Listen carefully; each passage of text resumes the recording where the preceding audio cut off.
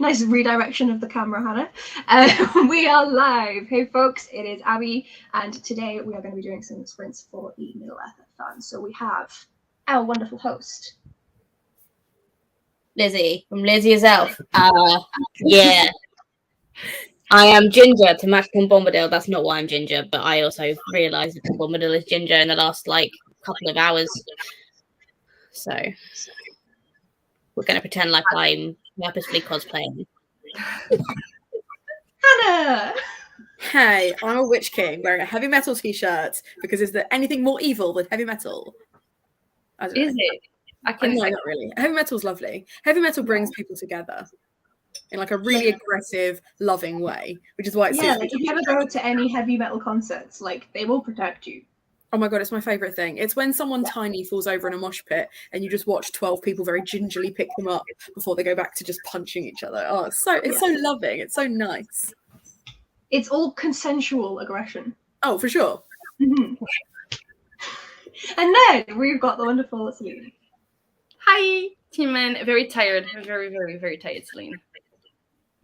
I think we're all pretty tired at this point. Yeah, I think so. I think that's what happens when you stream every single day. Is it though? It's like we used to just hang out together and saying nonsense. We shouldn't be that tired for doing it just live. Do you know what I think it actually was? I think it's the fact that Lizzie was so determined to finish her book the first night of the readathon that we were all like, yeah, we'll stay up with you. We'll stay up as late as we can. And then we haven't really recovered since. And even though Celine went to bed relatively early in comparison, it was still much later for you anyway. So I just feel like it's fine. Tomorrow's a bank holiday. So even if, we weren't taking the whole time off, we could rest. I was going to say nap, but I know that Celine doesn't nap. We could rest. We could. Well, Chris has decided that tomorrow is the day when we go and do a load of random tourist stuff around York. Oh. So there's no napping for me. He wants to get up at the same hour that we usually get up for work. Cute. Which he's never done in his life on a holiday, so I don't know what's come across him. I'm just going to run with it. We're probably going to go to bed at about 2 a.m. and then wake up at 8:30. Is anyone surprised that I'm tired every day at work? No. Have you got specific places you're going to go? What touristy places are you going to go? Or is it all a surprise? I've got a list of things that I want and he wants to see around York. So we've got free tickets to the York Army Museum that we got from the ice sculpture display that happens every year. They had a penguin in a military outfit outside of the York Army Museum. You tour the entirety of the city centre and they've got ice sculptures all over related to different businesses, and so they were handing out free tickets. So we've got that. Huh? Sorry, my computer started playing. I didn't mean to. And the grave of Dick Turpin and some art museums. We've been around the Abbey. We've never been in the Minster, but he begrudges paying how much it is now to go in because obviously he is elderly, and it used to be a lot cheaper when he was younger. So he's like, why am I spending 15 quid to climb a tower? So it's not the cheapest. Interesting. How nice your face. Me? Yeah, you're just like... Well, I just, I am of that age where a lot of my friends will say to me, oh, my partner has decided tomorrow we're going to go and do this thing. And he's being really weird about it. And then pan across a few hours and it's like, oh yeah, we got engaged. And whilst I don't think that's necessarily what's going to happen with you guys, my brain goes, maybe so I was just daydreaming. That was it. If he was gonna propose, he would have done it when we were on holiday. He would have done it at Vesuvius. So no, we have no plans to get married anytime soon. We do not. And that's it. We climbed up and we're oh no, please don't, please don't. This is the one place you would do it. Please don't. Do not want to get married, thank you. Thank you. Thank you. If you had to me what? To be fair, Hannah, what will we do today? We're going to go be tourists. Yeah. Yeah, we're doing touristy shit. Wait. Are you telling me that you're not going to propose to me? If you got your hopes up, this is really awkward. I've got doves organised and everything. But no, Hannah's never been crying 30-year-old woman releases doves in Oxford city centre. And it will just be me going, Like, in the most ugly cry way. Because if you're going to be on the front page, make it for something good, you know? Make it memorable. Get your moment in the spotlight. Could you imagine if after like years of cultivating a writing career and starting booktube and like making stuff that I'm proud of, the thing that makes me famous, not rich but famous, is me crying on the front of the local newspaper because Lizzie, who is not in a relationship with me, turned me down. I could see Good Morning Britain bringing you onto the show. I would be up for that if it was literally If you anyone could else. promo your book. Yeah. Or literally for any other reason. It's like This Morning and Good Morning Britain or whatever it is, the other one. I'm just like, I hate this. I hate this so much. Watching that makes my head hurt. And I know that like a lot of people get comfort from it and like good for you. But I don't need to know about the lady who married her swimming pool because she thinks there's a ghost living in it. I don't need to know. I don't need it. I enjoyed watching Gino, Holly, and Phil when they were cooking because it was always a mess. Yeah. Gino would just get very angry as Holly would compare these Italian dishes to something British that don't actually compare, and then Phil was just trying not to break down crying laughing. Mm-hmm. So those bits I think are fantastic, and I will watch clips of them till the end of my days. Mm-hmm. The rest of it, But that's why every now and then I'll watch the new Family Fortunes because that's got Gina Campo on it. And there was an amazing bit the other day where they had this family on, and the dad was like, "Oh, by the way, my daughter follows your son on Instagram." And he turns around and goes, "Which one? Like, is it the older one?" And she's like, "Yeah, the older one." And he's like, obviously mortified that her dad has said this on national television. And then Gina goes, "I'll get you his number later. Don't worry, I'm on it. I mean, you're a very pretty girl. He could do worse." It's like actively like encouraging it, and I was like, even if it's just for the cameras, like even if that's just Gino and his persona as opposed to anything else, that girl is never going to forget when her dad embarrassed her on national television, and then she nearly got the number of a guy she's been stalking on Instagram. Can you imagine though if they ended up dating? It would be beautiful. Right? And it's like, how did you guys meet? Well, actually, it's a funny story. I DM'd him a couple of times already and he'd ignored me. I couldn't help it. She wasn't in my mate. I know, it's fine. And then my dad embarrassed me on national television. So, and to make it up to me, Gino D'Acampo gave me his son's number, and now we're married. Yeah.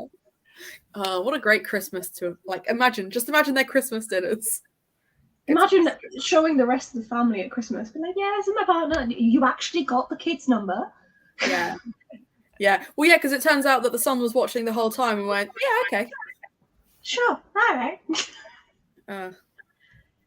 Anyway, I need to stop. I do it more when I'm tired than anything else, but I do just sit here and rather than have actual conversations, I just posit scenarios that could never or would never happen. So. It's fun to listen to you ramble, so that's fine. What is everyone reading? I'm going to start with Lizzie. We'll go clockwise. I'm reading The Murder of Graham Catton for Team Witch Kings, and this is my antagonist POV. And I was not convinced I was going to like this, and this is Hannah's favourite book, and she talks about it basically non-stop. And I was really terrified because it's a thriller, and I'm not a typical thriller reader. And I picked it up last night and read 103 pages and was like, oh my God, I'm hooked. And I'm going to stop now before I just read it through. So I'll probably read some of this before we have to log off. Do you want to tell everyone how you told me yesterday that you liked it? Oh, I said it in the quietest, most timid voice I've ever used around Hannah. I genuinely thought she was going to tell me that she hated it and she was going to have to DNF it because the way she said it was so funny. So I was in the kitchen. Our kitchen is literally right here. Lizzie's chair is basically like parallel to where I'm sat here. So there's only like a slight curve. I couldn't really see her, but she had to like peer around the door. And she just went, Hannah. And I was like, yeah. She's like, I really like it. And I was like, you're so goddamn cute. Like, it was so fucking cute. And I was so worried that you weren't going to like it. Not because, like, if people don't like the books I like, that's fine. I like things intensely enough for everybody. It's not a problem. But more just because I know I bang on about it all the time. So, like, the Murder of Graham Catton and Ruin Song are the two that seem to split BookTube. They either love them or hate them. And because I'm on the love them side and I bang on about them so much, I do feel like people are worried they're going to upset me if they don't like it, which isn't the case. I just don't want to recommend you a book that you then don't enjoy, which is why, like, Glitterati, I've not even read, but it sounded so your thing that I was like, sure, I'm going to recommend it to you because I feel like this ticks all the boxes. And then you're like, yeah, it's a 5 stars. And like, that is like the best feeling out there. So. But it took me off guard. I wasn't expecting to like it. So the fact that I did, and then consequently devoured 100 and something pages of it. Yeah. Yeah. I'm very curious now. I want to add it to my TBR. I do love a thriller, so I'm like, ooh. The downside is, Elaine, it's the covers now, because I know that you are a cover by gal. I could do the ebook. Covers are really bad. Like I could do the ebook. I wouldn't mind doing the ebook. Oh, yeah. Hello. Hi. In the Night Words or Captive Force Vampires. I think continue Love is for Losers. Yeah. One, it's a very easy read because it's written like a diary, and two, it means that you don't have to start something else just yet. And then you'll be closer to actually finishing something. Always good. Always good. Hi. Hi, Danny. Also, I had a quick look at the spreadsheet, and there's already 8 books logged on to our spreadsheet, so people are doing really well. That's great. Is that exclusively Celine? No. I have only 2 books so far. I'm planning on reading it today, but only 2 books so far. Okay. There's more people on there. I'm just very impressed that people are using the spreadsheet, and I'm really happy that people are finishing books. That's great. Right. Hannah, what are you reading? So I'm still working on Illuminate. My plan is to kind of get like 100 pages of this done a day. And I am also 78 pages into Extasia, which is like really creepy. Not what I was expecting at all. Not in a bad way, but like the main character is very much like a religious zealot. It's very culty and it's very Salem witch trials-y. And she very much sees herself as this saintly, godly person who is very angry at her mother for being a witch and therefore being burned at the stake or whatever. So she's very angry, she's very antagonistic, and now weird shit is happening. But in classic Claire Legrand fashion, everything is way more horror-y than it needs to be, and I love that. So Ali's one of them. That's One of the ones on the And so is Raquette Reeves. like people are doing so well. Everyone is reading so fast, and yeah. I've done none yet. Yeah, but Abby, you're reading like 1,000-page book, so I think you get a pass. Like, I think you're all right. Like, Actually, it's 2 500-page books and then one 1,100. I think the point still stands. Yeah. You're fine. Celine, what are you reading? The Hobbit. I'm very excited. I started it this morning. Wow, I'm so excited. I love the movies already, so I'm just enjoying being in the universe again. It's so much fun, so I'm really enjoying it. Good. Hopefully, I found it really cute as well. Hopefully. Ali gave it 4 stars. I just looked at Goodreads, by the way. We're in some. So I'm happy. Nice. I think I gave The Hobbit 4 stars. I think. If I remember right. Thinking it would be at the very least the 4 stars. Yeah. Yeah, it didn't quite hit the 5-star mark. I think it could have if I'd read it when I was younger. Like fell in love with it. Lizzie is wanting to stab me. I'm quite glad I'm too far north for her to reach. No, Lizzie probably agrees with you. I think I gave The Hobbit 4 stars. It's very much a middle grade. Like, it's very much a middle grade. It's not the same as Lord of the Rings, which is the whole point. Like, Tolkien didn't originally write The Hobbit as a prequel to Lord of the Rings. It was his publisher that said, oh, we want it to tie in, so we had to change a whole load of stuff that isn't supposed to feel like Lord of the Rings. So it's a very good vibe, and it's definitely, I can definitely imagine him reading excerpts to his children around the fire, because that was what it was. It was his bedtime story to his kids. So yeah, I gave it 4 stars because it didn't hit the same as Lord of the Rings did. So. No, and it feels very episodic because it feels like in every chapter, and it's like, and then this happened, and then this happened, and then this happened. Then I guess that works each night reading to the kids. Yeah, exactly. Whereas it's not bad though by any means. I enjoyed it. It just wasn't at the same level. So yeah, no, I gave it the exact same rating. I'm not ever going to be mad at people if they don't enjoy it. I like to hear other people's opinions. So, well, I read it by the audiobook on Spotify, which is free. What? Yeah, there's the audiobooks on Spotify. You can just listen to it. I don't even have a Spotify like premium account. I've got generic ass Spotify with all the ads, and yeah, you can just listen to it on there. and then, it's a good one. I've seen Hunger Games is on there as well, isn't it? Really I interesting. think so, yeah. So yeah, they've got audiobooks on there, which I think is pretty awesome. Wild. And Ali is going to chat about Runesong with you later, because apparently there is something in that final star. I really enjoyed it. Okay. Oh no, that worries me. Yeah. I was for it, and now I'm scared. Actually, that speaking final of sentence. Spotify, though, I have been meaning to tell everyone on Twitter that I made playlists to read along to that then have like songs for breaks in, like reading playlists on my Spotify. So when I do my streams tomorrow, I will share those in the description. Perfect. I've done it so that the plan is that you like read for a certain amount of time and then it breaks up with a song that's still in the mood, but then has like lyrics in it, because I can't read whilst lyrics are playing, but it's usually just enough time for me to be like, okay, gonna take a break, have a tea, and then come back to it, kind of thing.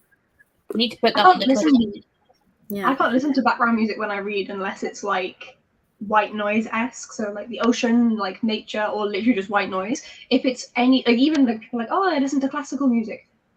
I'm a classically trained musician. I just start thinking of how I can play the songs. No, that's fair. It's something that I was reading that it's something to do with the amount of brain capacity you're willing to expend in one direction. So like if I'm writing, I've got a classical playlist that I listen to when I'm writing. If I'm reading, it can't be the same playlist that I write to because it triggers different parts of my brain to do that. If I'm listening to an audiobook, I have to be doing admin. I can't be doing something where I have to actually think and do the audiobook at the same time. And if I'm doing something where I don't need to think at all, I will listen to music and I'll just exist in that. Do you know what I mean? listen to audiobooks while I'm doing my job. Yes, which is very happy. Like I'm just editing things and I'm like, yep, this is great. Then my boss at first was like, you're listening to audiobooks? And I was like, yes, I have been the entire time. Is my work fine? Yeah. All right. And he just left it at that. So now I just get through more books. Lo-Fi Chilled. Is that the one with the girl with the headphones on? Is that the one? Yeah. Because I see it everywhere. It's quite nice. I mean, Lizzie doesn't like it because it reminds you of... Oh, I always think lo-fi sounds like porn music. It just... like the really terrible porn movies. Like, that's what I always think of with lo-fi. Yeah, I think that's a good idea, Abby. I agree. Let's... Yeah, after that beautiful segue, we're going to do a reading sprint. I think I'm probably going to log off because if we're going to go to Oxford... and I'm going to leave you with that rendition of, me thinking it's porn music. We're all very grateful. Thank you. How long are you guys sprinting for? Like, what time are you sprinting till? Do you know? I think the schedule has us live until like 7, so 8 Celine's time if she ends up staying that long. Yeah. So it is a long one today. If everyone disappears, then we'll just end it early. If everyone reappears, we'll keep it on. Well, have fun. We'll see you later. Thank you. We'll do. Bye. We'll get reading. They'll get driving. Bye, guys. Bye. Okay, let's go. Let's go.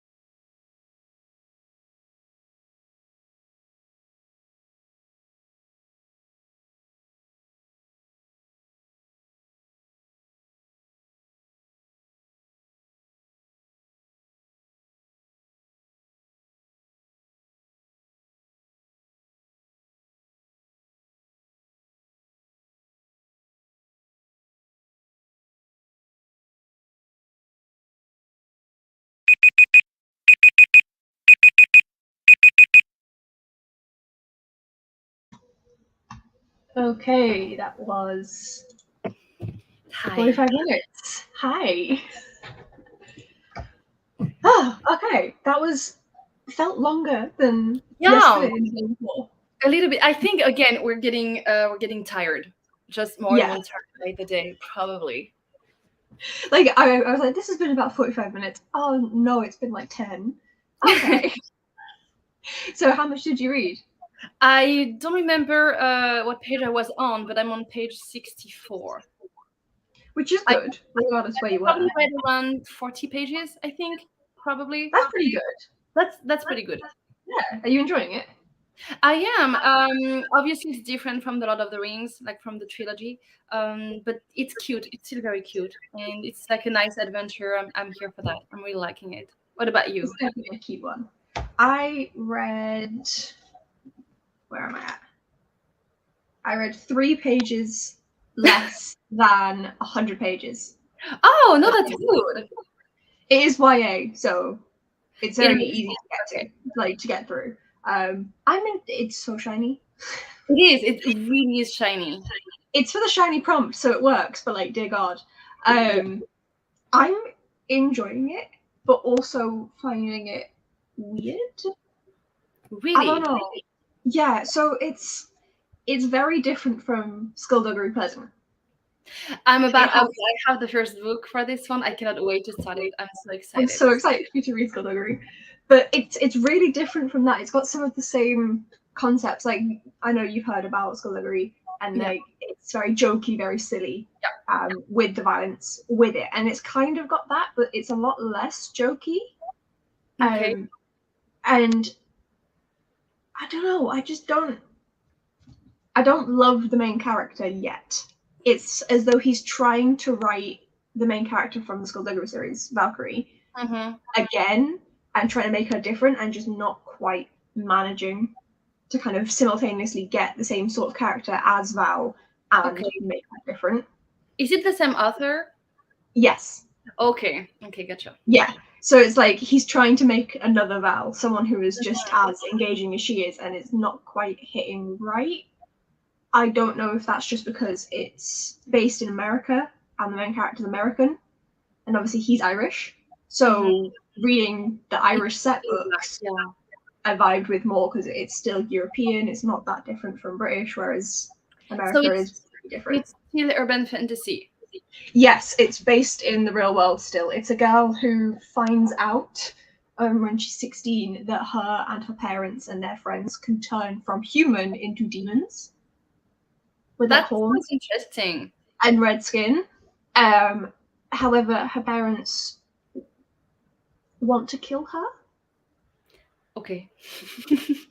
Because of like magical stuff that I don't want to say in case you want to read it, but like just in case, there's like reasons to their demon power that they're like, yeah, so she's gonna die, and so she's like, no. No. Running away.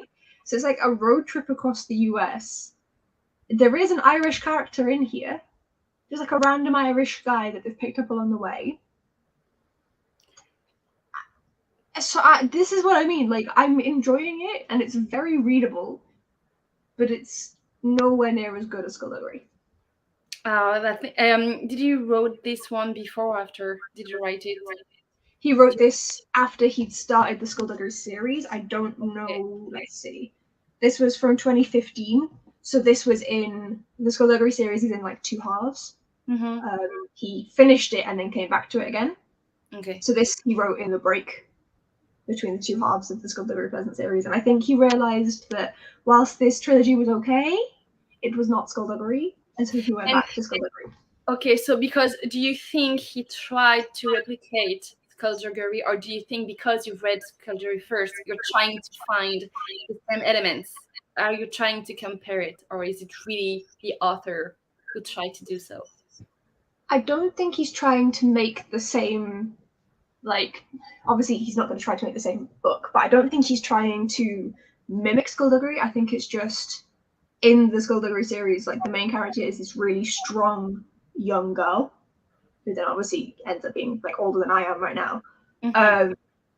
And so I think he's trying to make another strong young female character.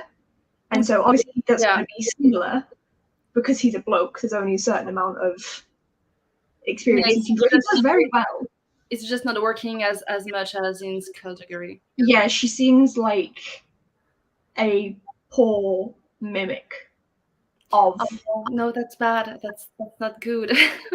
If I'd read it and I hadn't read Skullduggery, I would have a different opinion. Like, it would be like, yeah, this is fine. But yeah, it's fine. It's okay. But you know, he can do better than that.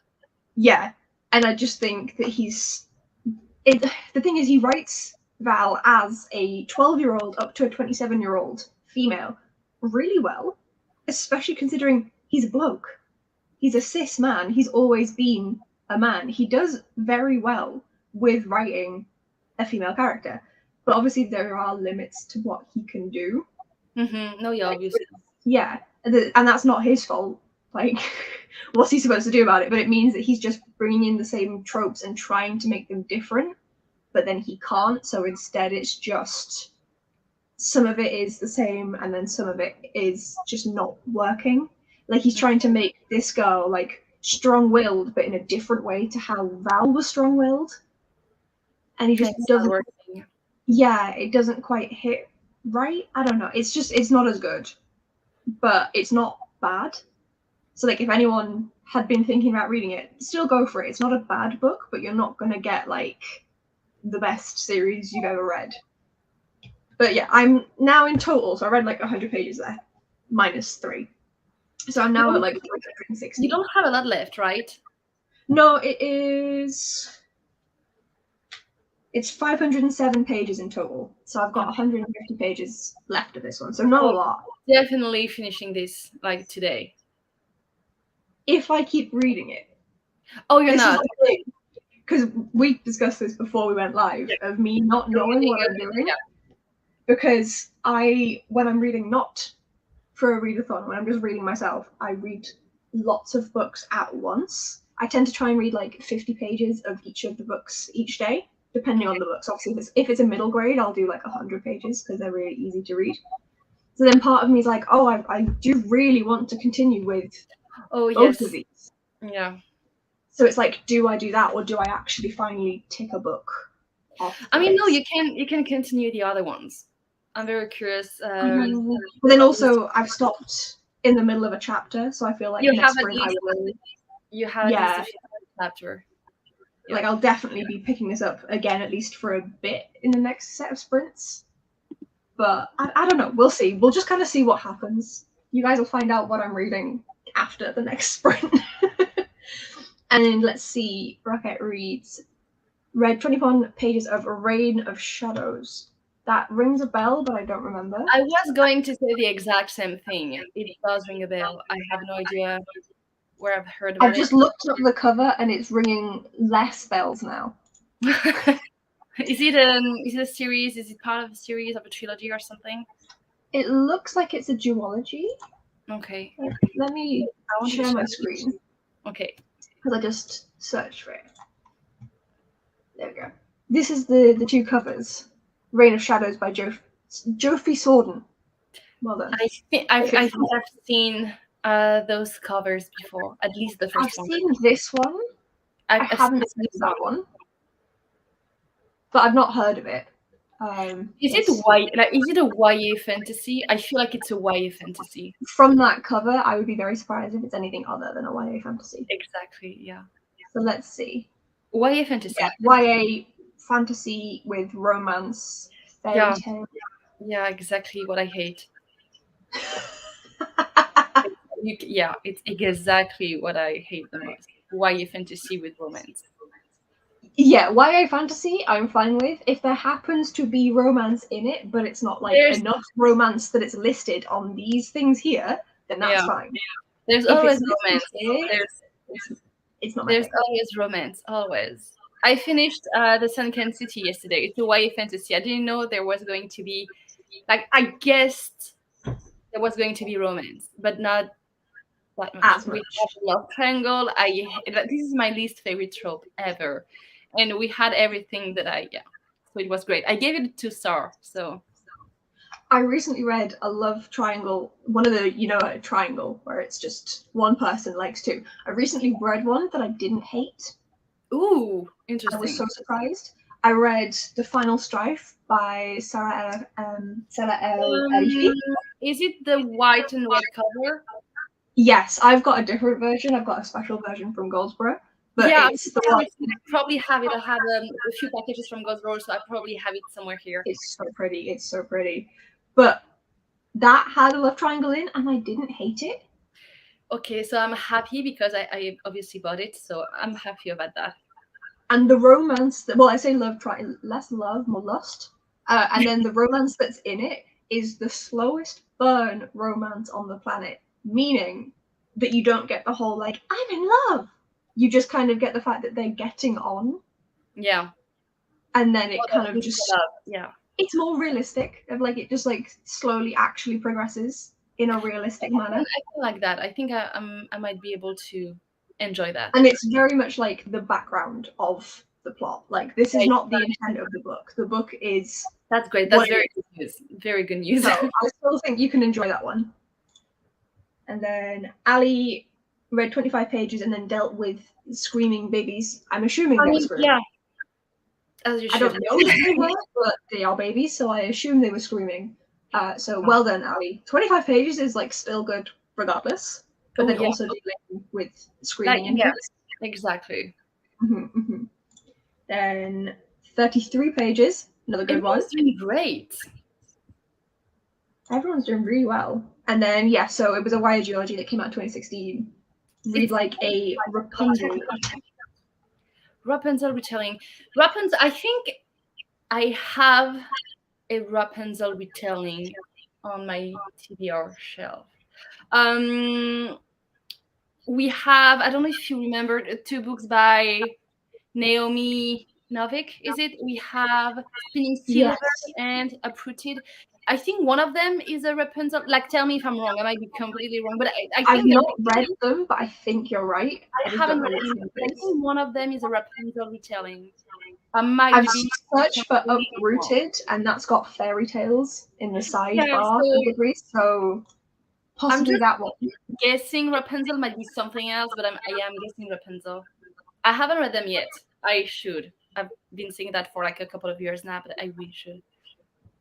I keep hearing about this author, and I really should just pick something up by her because some people absolutely adore her writing. I also have the new school series. What's it called again? Oh, yes, you know what I mean. Yes, the one that some people loved and some people hated. I think I have it.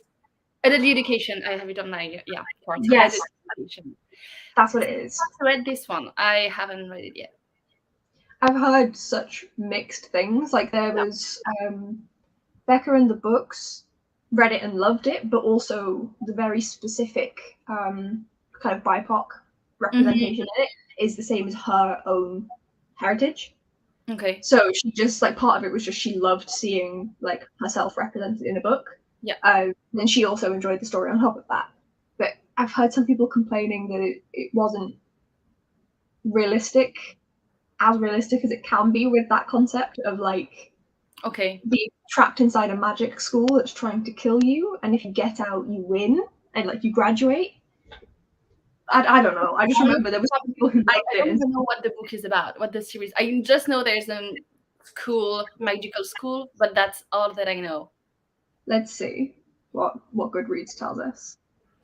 Lesson 1 of the Scholarmance. Learning has never been this deadly. A deadly education is set at Scholarmance, a school for the magically gifted where failure means certain death, until one girl, Elle, begins to unlock its many secrets. There are no teachers, no holidays, and no friendships, save strategic ones. Survival is more important than any letter grade, for the school won't allow its students to leave until they graduate or die. The rules are deceptively simple. Don't walk the halls alone, and beware of the monsters who lurk everywhere. That sounds kind of cool. It sounds really interesting. I've just seen really mixed reviews. Yes, there was a whole controversy about it, I think, when it first came out. I do remember like hearing about that. That's why I didn't read it at the time. Yeah, I'm seeing. Oh God, I've not seen from her for ages. A big American booktuber, Haley in Bookland. She DNF'd it 50 pages in because it was just Really? stream of consciousness rambling. Huh. Some people are saying that there was racist passages in this from the author's misinterpretation of which cultures subscribe to which mythological creatures. I've heard about, not specifically that, but about like racist things Yeah. in the book, I think. Um, Still curious to read it though. So yeah, the concept sounds fantastic. I just need someone who I trust to read it and tell me what they think. that's fair.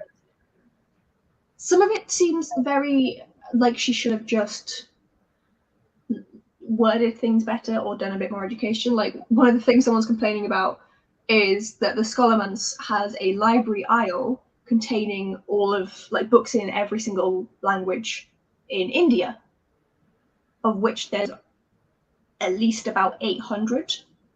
So someone's saying like that doesn't fit in with the scaling of the rest of the library as they've described it. Yeah. So then it's like you should have kind of researched more. Yeah, it's and like realized small details like that, I guess. Yeah.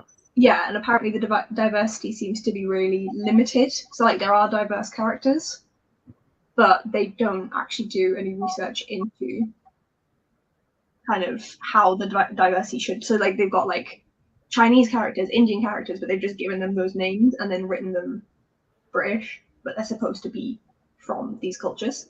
Okay. But they've written them as if they're just a British student sort of thing. Okay, I'm supposed to read this one next month, so I'm like, should I? Yeah.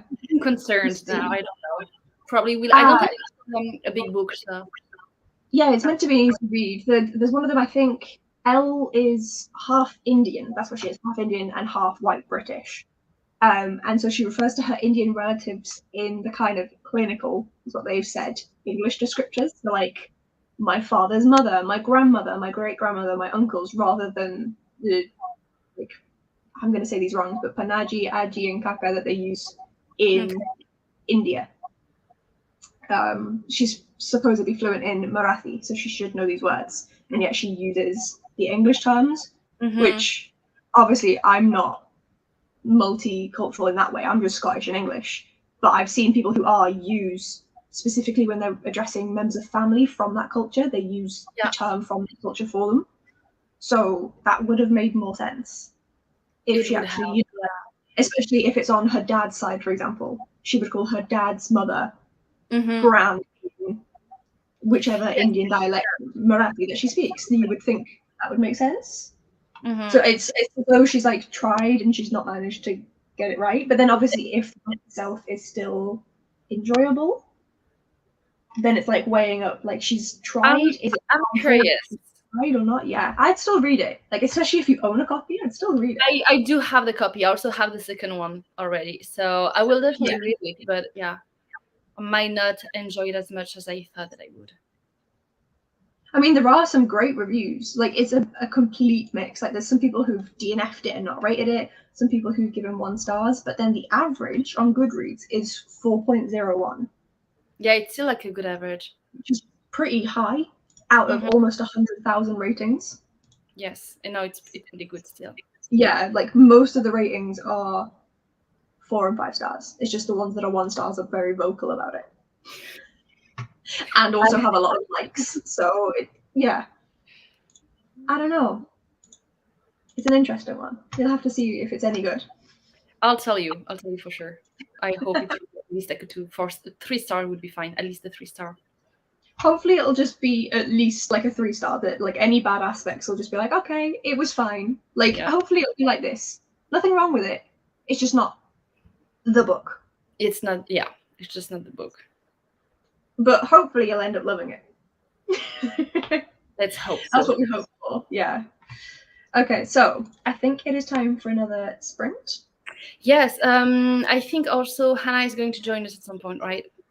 Yes, I saw she popped in saying that she's almost finished her food shop and should be with us soon. So I'm assuming that was her not too far from the checkout in the supermarket. So driving home, putting the food away. So she should hopefully be joining us, I assume, probably while we sprint. Yep. For the next sprint, I would assume. I So would I'll add her in when I notice her.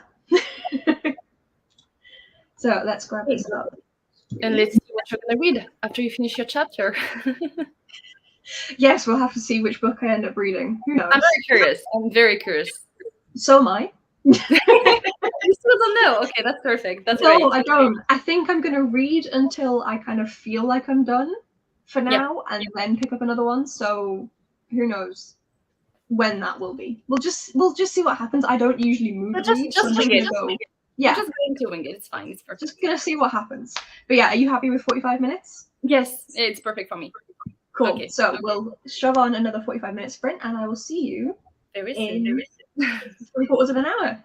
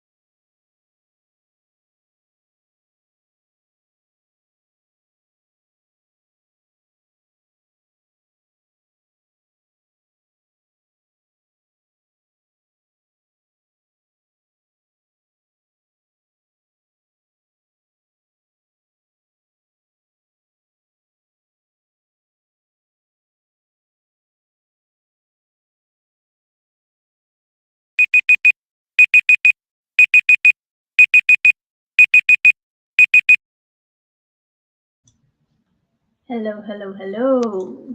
Hello. Hi, Hannah. Hi, Hannah. Hello. Okay, how did everybody do? Not that bad, but not that great. I had to stop because I left because my cat was yelling. And yes, he was hungry, basically. I thought she You might have be. a cat? Kind of like my dad has a cat. Like, okay, so I brought the cat, technically speaking. It was supposed to be mine, and she hates me. To be fair, she hates everybody. It's not me specifically, but we do not get along. So it's the cat. It's not even my dad's cat. It's just the cat. I don't know. I feel like she owns us more than the other way. Okay. You know what I mean? My mum's cat hated me until literally like the last month of the cat's life. Despised me, and then the cat was almost dead. It was like, "You're alright, actually." I was like, "Oh, nice." You're like, thank you. Well, Nice timing. But so we have Becca is here. Hi, Becca. Hi. And Veronica is here asking what I was eating, which was cut up pieces of apple and then salt and vinegar chickpeas. And yeah, neither am I usually, but it works with the chickpeas, and like the apple like makes it less sharp. I don't know. I was trying to be healthy. Then we've got Lauren, who is reading Where the Crawdad Sings. Ooh, I've been wanting to read this one for months. I wanted to read it before the movie came out, and I just failed. I have it. I can see it on my card, but I really want to read it. Oh, can you guys hear me? Yes. Yeah. Cool, my internet went. Sorry. I have heard very mixed things about that one. Really? Just with how racist the author is. No, I didn't hear anything like that. I've heard really good things about the book. Only good things. Like I keep hearing from people who've read the book that it is a very good book, but then at least one of my friends read the book, and then I told them, like, oh, I've not read it, but I've heard that the author is apparently incredibly racist. And he just went, oh, yeah, no, I can see it now you've said it. So it's apparently like one of those things that you can notice when you know, but it's not like, at least to white people, not glaringly obvious. Not going to speak for colour on this one. So yeah, I just not fair, but not one that I'm going to read, but hopefully, Lauren, you're enjoying it. Then Veronica is reading The Body Keeps the Score. I have not heard of that one. Me either. Non-fiction about trauma. Interesting. Yeah. Which, as someone who has got 1,000,001 injuries, I would love to know. Like, literally, I just said to my other half last night, he mentioned one of the various things, and he was like, why have you not gone to the doctor for that? I was like, if I went to the GP for everything, I would never leave their practice. I would be there forever. So I would be very interested in that one. And then she's also going to try Inextricably Tied, a monster romance. Definitely not my sort of thing, and I don't think Celine's sort of thing either. You said you don't like romance. I don't mind. Okay, so I don't mind romance, but I think I mind YA more than I mind romance. And if it's romance in YA, I'm not here for that. And then Shay is here. Usually I'm the one who is missing Shay's live streams, hence how excited she is by the fact that she is made it to one of mine. Okay, fair. And then Rachel is reading Summer of Broken Rules. Went around 15 minutes ago, read 17 pages. Nice, that's a lot. Yeah. Speedy reading. I hope it's good. I've not heard of that one again, but I hope it's a good one. Then we've got Lindsay, who's making a dent in a little life, which I have a lot of things about. And then distracted by either a mangy-looking fox or a baby coyote. Either you've been very mean to a fox or very kind to a coyote. Yes, which one is it? I want to read A Little Life as well. I'm scared. Just don't write scared. Yeah, I've heard Olivia Savannah does not like it. Apparently, the disability representation isn't the best. Really, like it's one of my best friend's favorites, and she didn't recommend the book, but she likes it. So I'm curious. Let's say that. Yeah, I get that. Then Rocket reads up to page 45 and making some snacks. Same. I want a snack now. I also want snacks though. Sorry.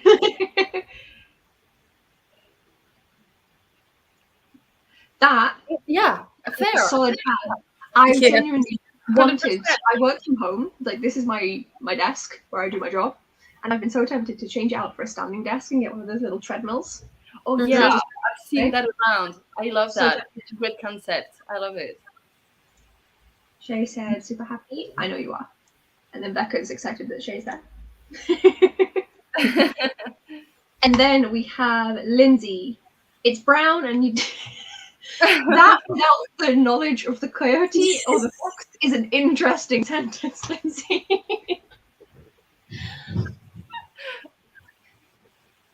Cool. Yeah, I mean, everyone's going to react to the representation in different ways, unless it's atrocious. So hopefully you really enjoy it. I believe that Olivia doesn't have any disabilities herself. Her sister does, so she comes at it from a carer point of view as well as asking her sister's point of view.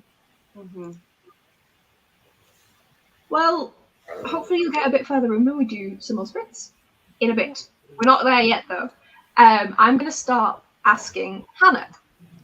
Because obviously you've been away, you've been doing the weekly food shop and putting food away and living your best daily life. But you managed to read some of the Gingerbread Man? I did. I've got must be 40 pages left now. Nice. And What do you think? I'm kind of enjoying it, but I also just kind of want it to be over. Is that by Helen Oyemi? Yes.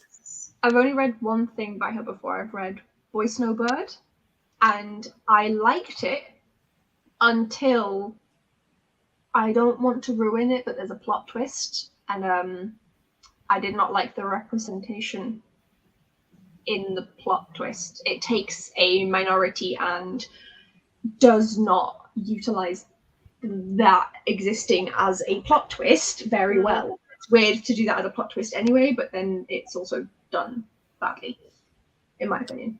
Fair enough. But hopefully Gingerbread, or whatever it was, Gingerbread Man? Just gingerbread. Gingerbread. What is it about? So I read most of it while severely sleep deprived yesterday. That could be hampering my enjoyment because I was so confused. But it's sort of like a family legacy type thing with what I think is a made-up town. I keep meaning to Google it to double check. And it's kind of heavily influenced by gingerbread. And there was all this kind of back and forth wishy-washiness between different people and timelines and what was going on at the beginning that I just didn't understand. I still don't understand. But the main part of it seems to be covering the mother's life at the moment and how she got out of this made-up town, if it was made up. I've forgotten the name of it already because I'm still quite tired today. I think it's something like Drew. No, hang on, I can't remember. They say it a lot, but as soon as I've read it and stopped, it's gone out my head again what it's called. But whatever it's called, Druha City.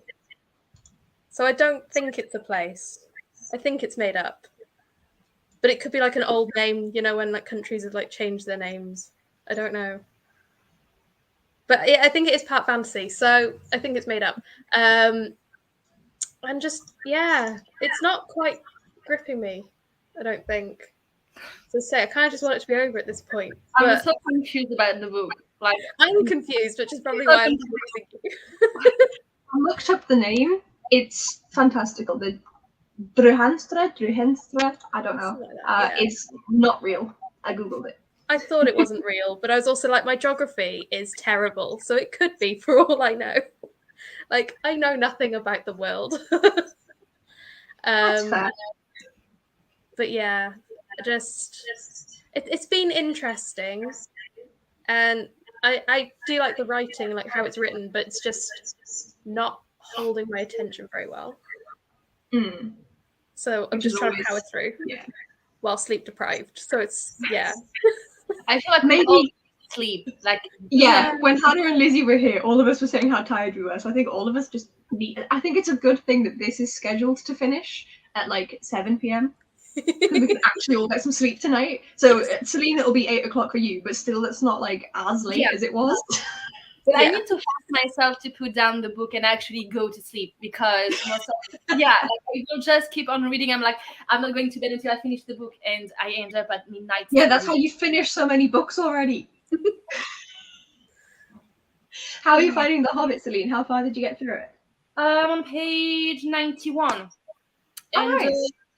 I'm still enjoying it. I mean, yeah. Again, I really like the universe in general, and it's not that the Lord of the Rings was complicated to follow, but you have a lot of details, a lot of descriptions, and this one you can tell it's middle grade. It's easier to read in general. So with my tired brain, it's just perfect.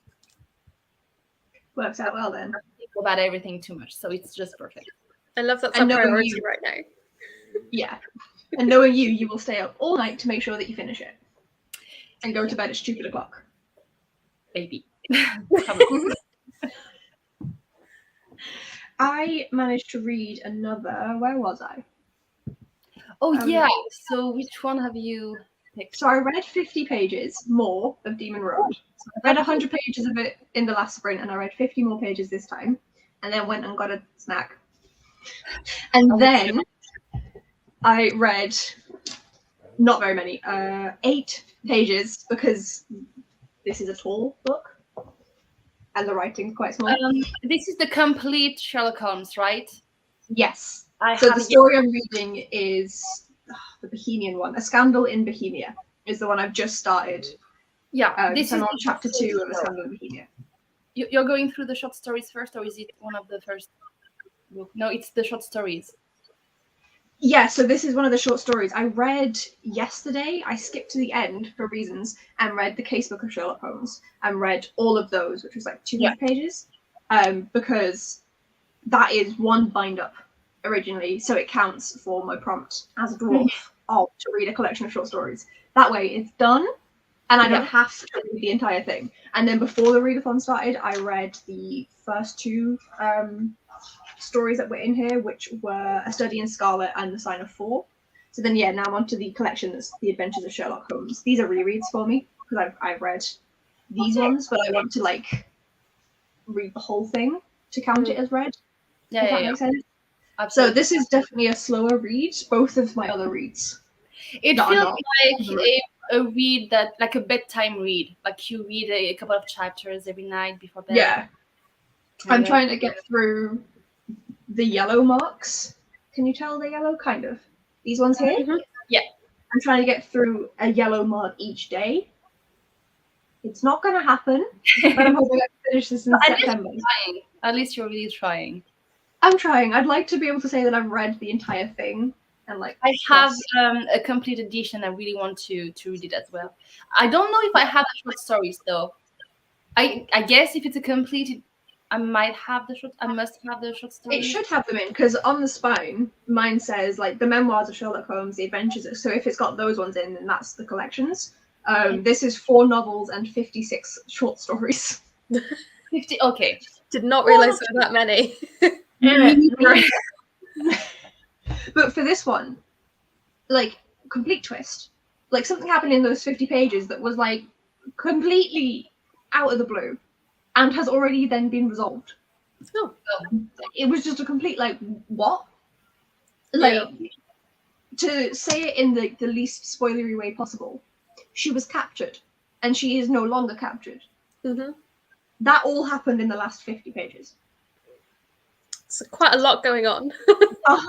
With no hint of it before that. Where I stopped, there was no possible capturing of this kind. And then it's she was captured and now she's out again. So that was unexpected. I'm at page 411 now. So Did it make sense for the whole plot in general? Was it necessary to put that? It wasn't necessary, but it did add extra detail that wasn't undesired. Like, it added an extra detail in. It did link in, just not in a way that you can predict unless you're rereading it. Like, it did link into something that had just happened. And the way that it linked in was kind of amusing. But it's not something that you would have guessed was happening. So yeah, it's not like completely out of the blue. It was like a nice little side story, and it gave like our main character, because she is a demon.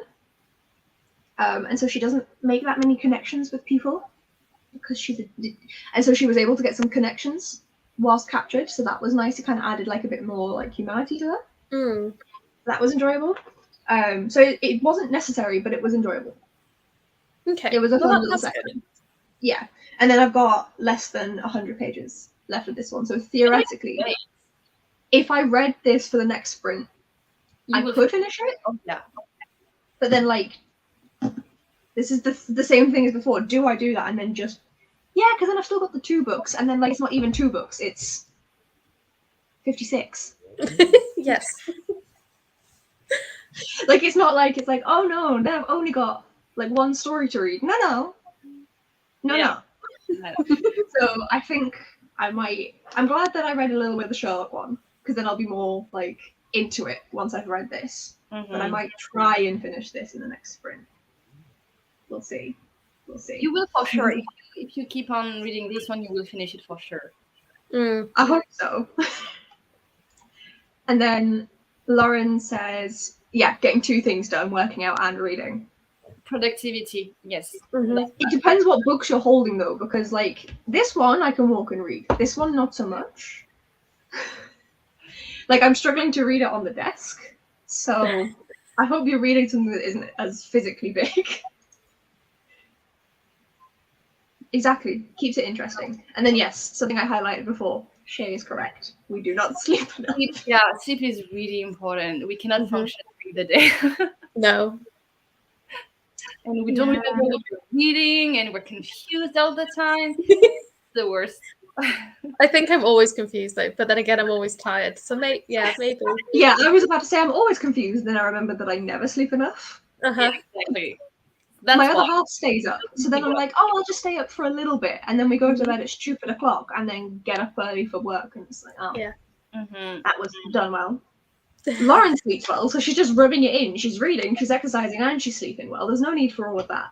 Yeah, that's rude. I know.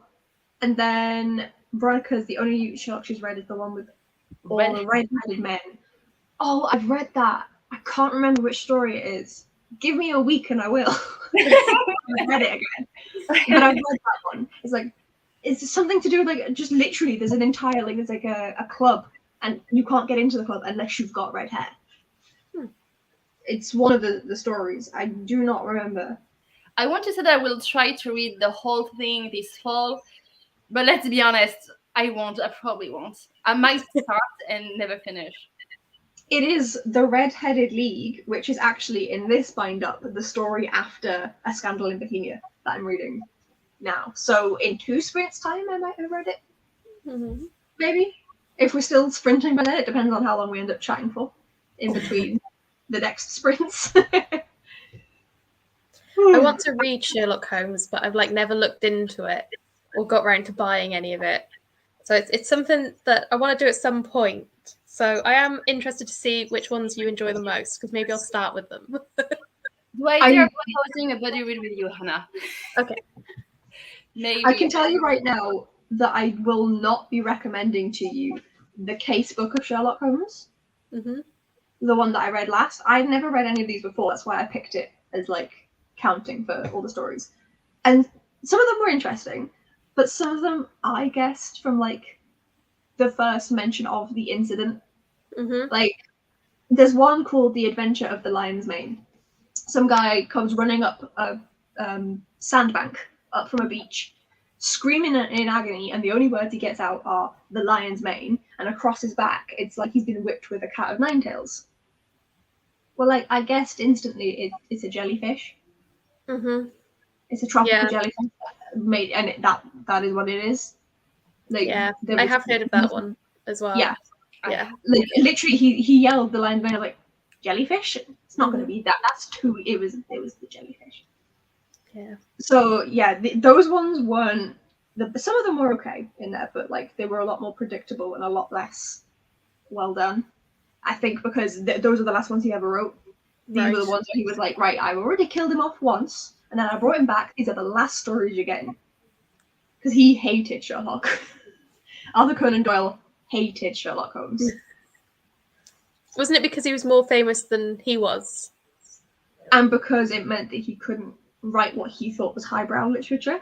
He wanted to write proper stories, and he couldn't because the public just wanted more Sherlock. Yeah. And so he got really frustrated with that, bless him. Yeah. Yeah. That works more then.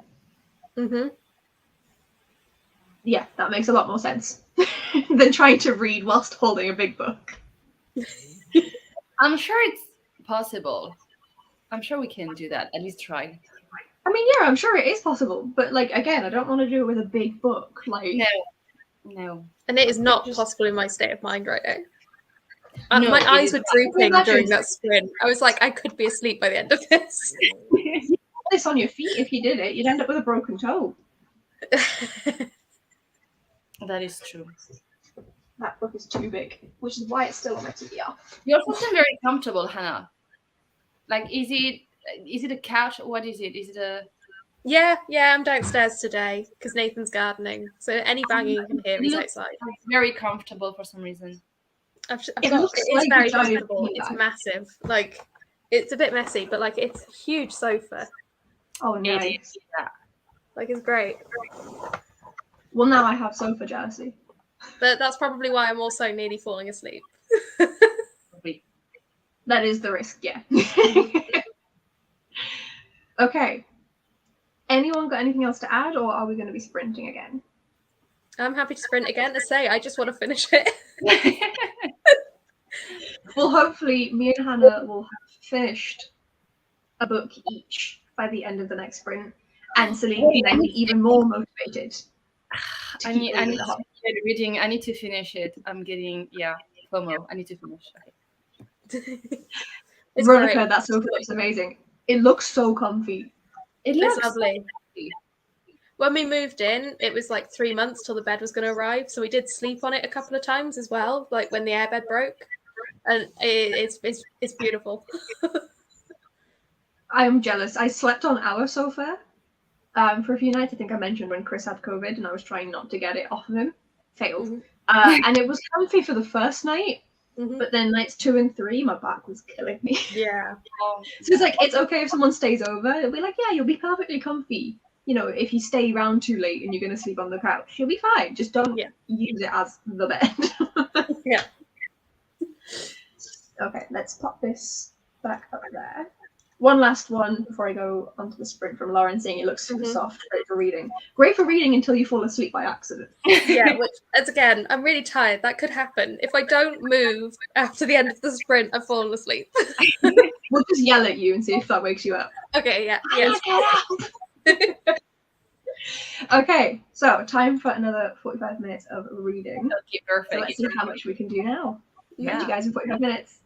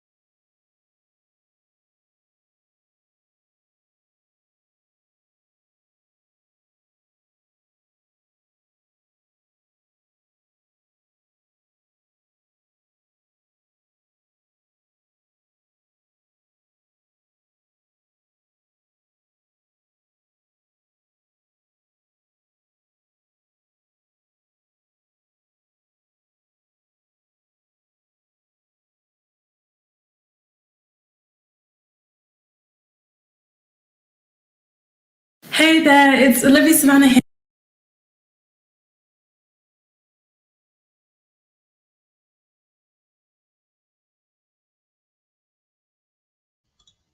Not sure what happened there. Sorry. Okay, just get the hell out of me. Sorry.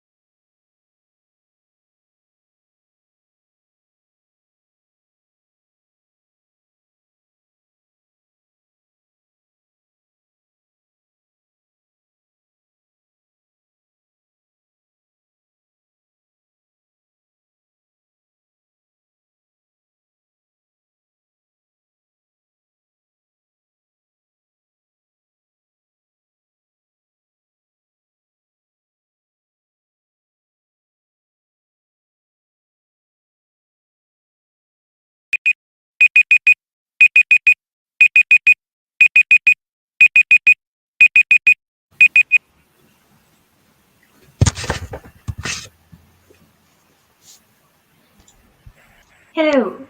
Hello. I'd like to formally apologise for scaring the big shit out of everybody. Yeah. You scared me, like, what is happening? I'm really sorry. I clicked on another tab which had a video in.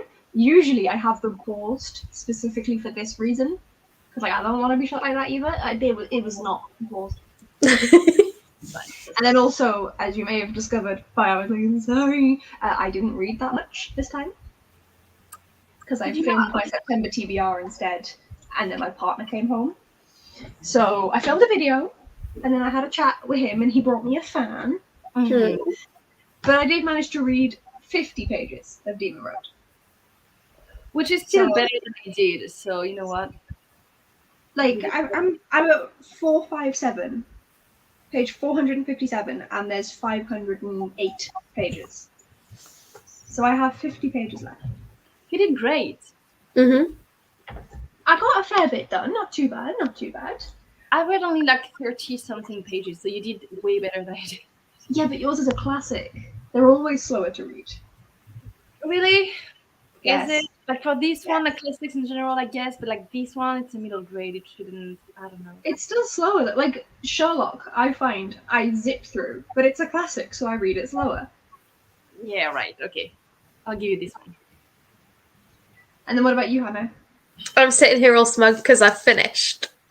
Oh! And according to the stat sheet, the Hobbits are in the lead right now. So I'm just going to be proud about that. I know it's not a competition, but like my nerdy little inner self is like, yes.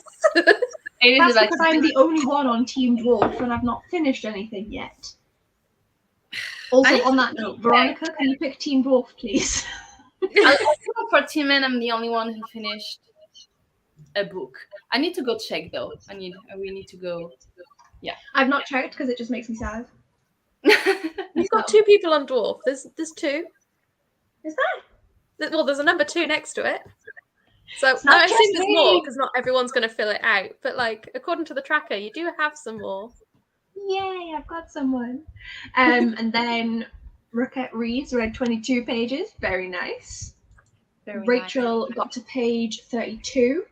Everyone And is I did that in only 10 to 15 minutes. which Nice is one. good. Yeah. Mm-hmm. And then Veronica managed to read 2 pages and then clipped her course. Video editing as well, so same vibes. Yeah, this short clip of me when I came back after the noise, this was blocking the camera. This way. It was like here. So it was like, hi, sorry. So that's what I was doing. But it also means that I've done my TBR jar pick now. So I now know what the last book on my TBR is for September. So, Ooh, The Never Tilting World by Rin Tribeco. never heard of that. I've never heard of it either. As far as I know, it's a YA fantasy, but to me, it feels like it should also have sci-fi in it. The world is split in 2. One is cloaked in eternal night. The other scorched beneath an ever-burning sun. I think it's based off of the idea that if genuinely, if this happened here, if the planet stopped spinning, then half of the planet would freeze to death and the other half would burn to death, depending on whether they were hit by the sun or not. So I think it's based on that, and then it's like a fantasy world where one person rules one half and one rules the other, and they have to, I don't know, fix something. That sounds interesting. I didn't look at it in that much depth. That really does sound interesting. So hopefully it will be. Yeah. Betrayal. Utter betrayal. Oh, but still, she would be in your team. It's cute.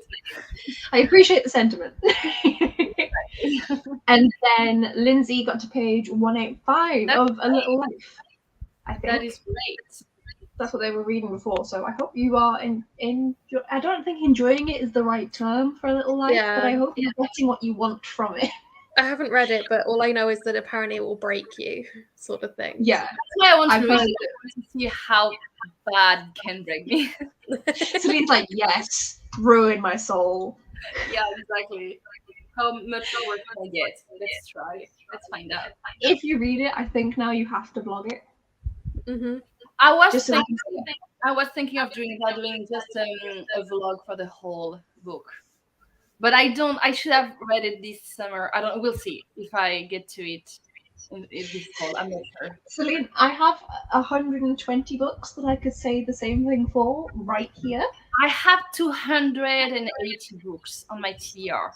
Yeah, I've got something like that. And that's just This physical was ones. after That's counting the college. ones that I bought and I'm going to receive because I have like around 50 books I'm going to unbox soon. So that's not even counting that. Before I moved, I did a massive cull and unhaul as many books as I could, both read and unread. That's the only thing that got this down. It used to be at 200-300. Oh, jeez. And then I moved from my parents' house to live with my partner using, bless my mother, her car, which is a 3-door hatchback. That's yeah. We did the same. They made multiple trips, bless them, but there was not room for the, 1,200 books that I had at the time. So I unhauled them, quite a lot of them. All the ones that were like middle grade went to my old primary school. So I know that they are loved. And also I can steal them back at any time because my mum works there. So it's fine.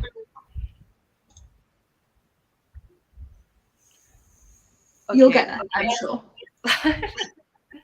What? See, like that is my goal. This is goal. This is what I want. This is what I want. I feel like I will never achieve that, but this is what I want. I want it, That but I is- don't understand how to get there. Exactly. That is what I want. This Need is what to I'm. start buying books. It's what I'm aiming for. That's why I've got my little balancing the books challenge, where each month I have to read more books than I bring in, or unhaul. That I cannot. I wish. And so my TBRs went down. I think at the start of the year it was like 140. Wait, I have it written down. I can tell you how much I've been failing this. I always put myself on buying bands and then 124. no, that's good. I'm down to 112. Okay. Mine's, I have no idea, but it's out of control. It will be over 300, and that's just physical books. Like, I've also got my Kindle to contend with.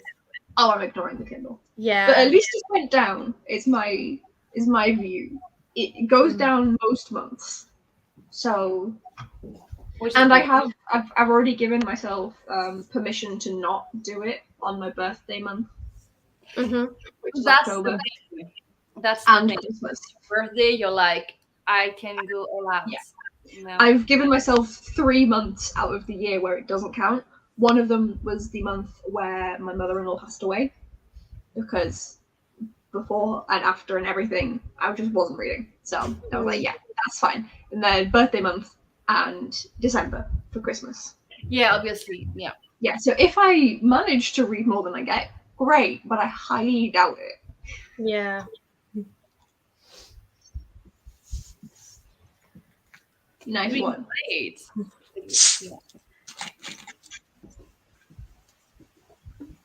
What? I will change that, Veronica. You just watch me. I will send you so many books that your TBR will be unmanageable. I need a second job so I can send Veronica a load of books. Read 4 TBR books for every one new book you brought in, and it took 2 years. So, what did you start with? Like, how many did you have when you started? I tried to do something like that. It was at the beginning of this. I think it was in around May, maybe June, and I tried to calculate how many books I had to read, and like stop buying for how many years so that I could have 10 books in my TBR. It's not gonna happen. It's not going to happen. I mean, theoretically, with like, if I round it down and be nice to myself, with 110, I've read 83 books so far this year.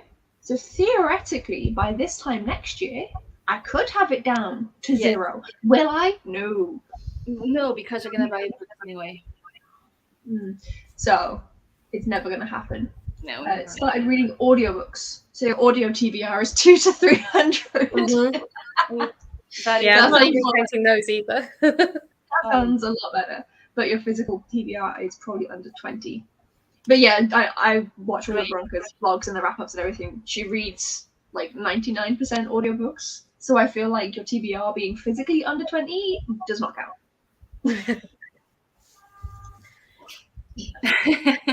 You know I will. It's genuinely been on my to-do list to send you books, so watch out. I listen to audiobooks at work as well. I do as well. That's my goal, to find a job where I can do that. I mean, before the job that I have now, I worked in a call center, which was awful. However, on the very rare occasions that we didn't have anyone waiting to speak to someone, like, so if there was a lot of staff members who were like ready to take a call, you could just sit there reading. They didn't care what you did in your own time, as long as you took the call as soon as it came through. So I would get through like books. That's books, great. books. Yeah, that's so So nice. that was job. That was handy, but then I much prefer this job because even though I can't sit and read, it's an actual job. Working in a call center is hell and is a lot more taxing than the job that I do now. But I have a master's, so I wanted to use it. Yeah. I'm just going to quickly butt in and say I think I'm going to run just because I've got a bit of a migraine and it's getting worse very quickly. Go. I'm plummeting quickly. So very sorry to leave again. It's fine. Yeah, I will catch you tomorrow. Yes, you will, if you're feeling well. Yeah, like it started in this eye, so like, yeah, it's never good. You have to get it under control now. Yeah, I have chronic migraines, girl. You need to go. Oh, I do get quite a few. I think I should probably go to the doctors about it. I'm not gonna lie. Yes, you should. But yeah, it's been lovely. I finished my book. I'm happy with that. I guess I'll just leave saying that's what I'll be reading next. I can't figure out where my camera is. It'll be Death and Questions. It's like a cozy mystery. So looking forward to it. But yeah, I'm gonna run now and probably just sit in a dark room. Or go at least take a lot of paracetamol and ibuprofen and hope it goes away. And sleep a little bit. It will do you good. See you tomorrow. Bye bye. I can't find the leave button. Okay, bye. Bye. I could have removed her. Like I can like remove and add people, but then that felt really rude. Yeah. But then I just left to struggle. I don't know which was worse. So it's fine. You had a lot. That's fair. Well, if you tell me which ones they are, then I can specify the ones that I get you. Work together.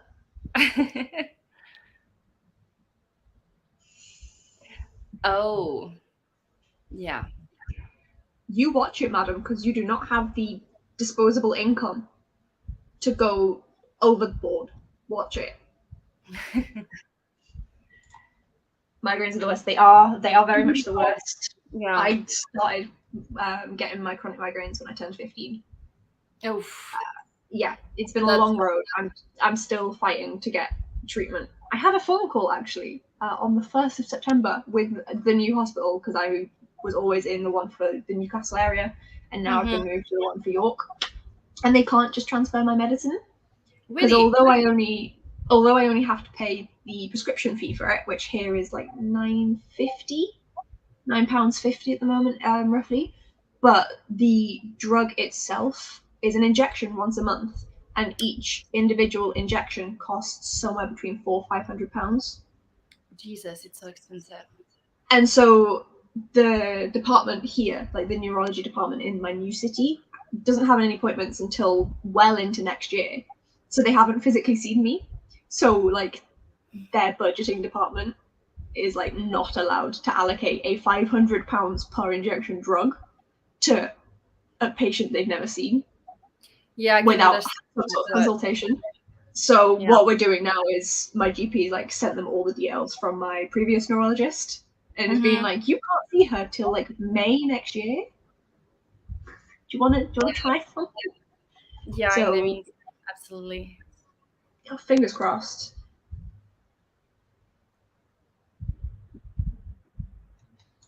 Disgraceful.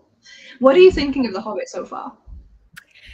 Honestly, I'm just so tired that I am. Not that I'm not paying attention to it, but I'm so damn tired. I am thankful that it's a middle grade and it's written as one because I'm so tired, so I could not be reading anything else. But also I'm a bit sad. I think it would be great as a high fantasy adult, like exactly like the Ring, you know? That would have There's a lot of potential in the story. Like, give me a trilogy with this one. I will read it for sure. Yeah. Yeah. But not right now because I'm tired. But yeah, I would read it still. Have you seen the films for The Hobbit? Yeah, and I've rewatched them. So I rewatched Lord of the Rings and The Hobbit every year, like maybe a few times a year. And I've rewatched the trilogy like 3 weeks ago, I think. So I'm trying to compare everything. And yeah, it's quite different. Well, it's quite different. It's a little bit different. We have like small details. And and I've heard that I've not seen any of the Lord of the Rings films. Okay. None. And I only read The Hobbit in July, and I read Fellowship of the Ring in August. Okay. Oh, no, wait, sorry, June and then July. I've not read any of them this month. Like, Lord of the Rings noob, but my partner has read and loved them, and he has thoughts about the Hobbit's films. He does not like how different they are from the books. Well, I'm still fairly at the beginning. I'm not quite halfway. Am I halfway through it? No, not yet. But yeah, we have some differences, which in the first movie at least makes sense because I'm like so far in the book. I'm just in the first movie, I guess. That makes sense. That kind of makes sense because it would be different in the movie anyway. There's no way you can. It's the third movie, I think. Yeah, it's the third film that I've heard is basically like it kind of like in the second film, it's half deviating, and then the third film apparently is just completely made up out of the direction. I don't know yet. I don't know quite yet. Yeah, I'm still very curious to see what they've done differently. Yeah. And Veronica's saying that because I am known for not watching things. I don't watch films, and you can name. I've tried, so I'm getting there with some like the really like well-known films. But you can name a lot of well-known films and TV shows, and I've probably not seen them. Oh my god! Really, you need to change that. It's not okay. It's not okay. I didn't see Die Hard for the first time until December. Well, I mean, I think I've watched it. No, I watched it like a decade ago, probably. But it wasn't on my top list, you know? He wanted to watch it because it was a Christmas film, which I agree. Kinda, yeah. But I haven't seen a single Disney film. Like the old No. I've seen most of them, but I hadn't seen a single one until I went to university at 18. I had not seen a single one. I grew up with those. I rewatched them. Did not do films. If I want did not do films at home, so I just never watched them. It was my childhood. How can you know? I know. Yeah, we need to. Yeah, we need to make you watch. Things. I should be watching. I'm excited for it. I want to watch them. I think I'm watching the first one. Not actually that far away. I'm checking my phone because I mentioned this on the first live stream that we all did. My other half went out drinking with his friends. And in the pub that he went to, it's just loading up the picture now. My phone is slow. Yeah, Thursday the 1st of September, starting at 6:30, the pub that he went to is doing like a showing of Fellowship of the Ring. Okay, perfect. So he's like, yeah, we can go watch that. And then he's joining in too, which is adorable. So we might go and see that possibly. So that does mean that if there's a live on at that point, I won't be there, but then I'm watching Lord of the Rings, so I feel like that balances out. Yeah, it's okay. It would be okay. Yeah. See, I've heard bad. Like apparently they're good movies, but they're not good. Okay, but I'm curious. You don't like them, but have you watched the movies first, or have you read the book first? Because I really liked the movies, but I haven't read the book at the time. Yeah, you haven't read it yet. So it depends. We'll have to see what she says. And then we need right, look, I promise me and Chris are genuinely starting to get through things now. We watched the first film that we've seen since his mum passed, like a week ago. So we're finally getting there now. We're catching up on the Marvel Cinematic Universe because we're very behind. I could never. I thought about rewatching, not even rewatching, just watching all of them because I missed a lot of them. There's 20 movies by now, I think, and I'm like, there's no way. There's no way I'm going. We were for just the films. We were only as far back as Black Widow, which wasn't too long ago. So there's like 4 or 5 films, which is not a small number, but it's manageable. Before that, we from when we were together, we watched all of the MCU films that came out when we were together. And then when I was at my master's, he was in York and I was in Portsmouth. Anyone who doesn't know, Portsmouth is on the very southern end of England, on the coast. York is in the north. So we couldn't go see it together. So we went to the cinema at the same time by ourselves so that we wouldn't spoil it for each other. And so he's been waiting for me to be willing to watch TV since then. Yeah. So that's why we're finally getting to it. Your watch later is going to hate you. Yes, 100%. I apologize in advance, but also, no, I don't. Okay, so book. movie for what they were, probably. Yeah, so I mean, the movies may be perfectly acceptable as films, like Miss Peregrine's Home for Peculiar Children. The film, perfectly acceptable as a film. Yes. As an adaptation of the book, poor. Yeah. They could have done way better. I loved the cast, though. The cast was very fun. The cast was good. But yeah, it's one of those things where, compared to the book, awful, but as a film, yeah.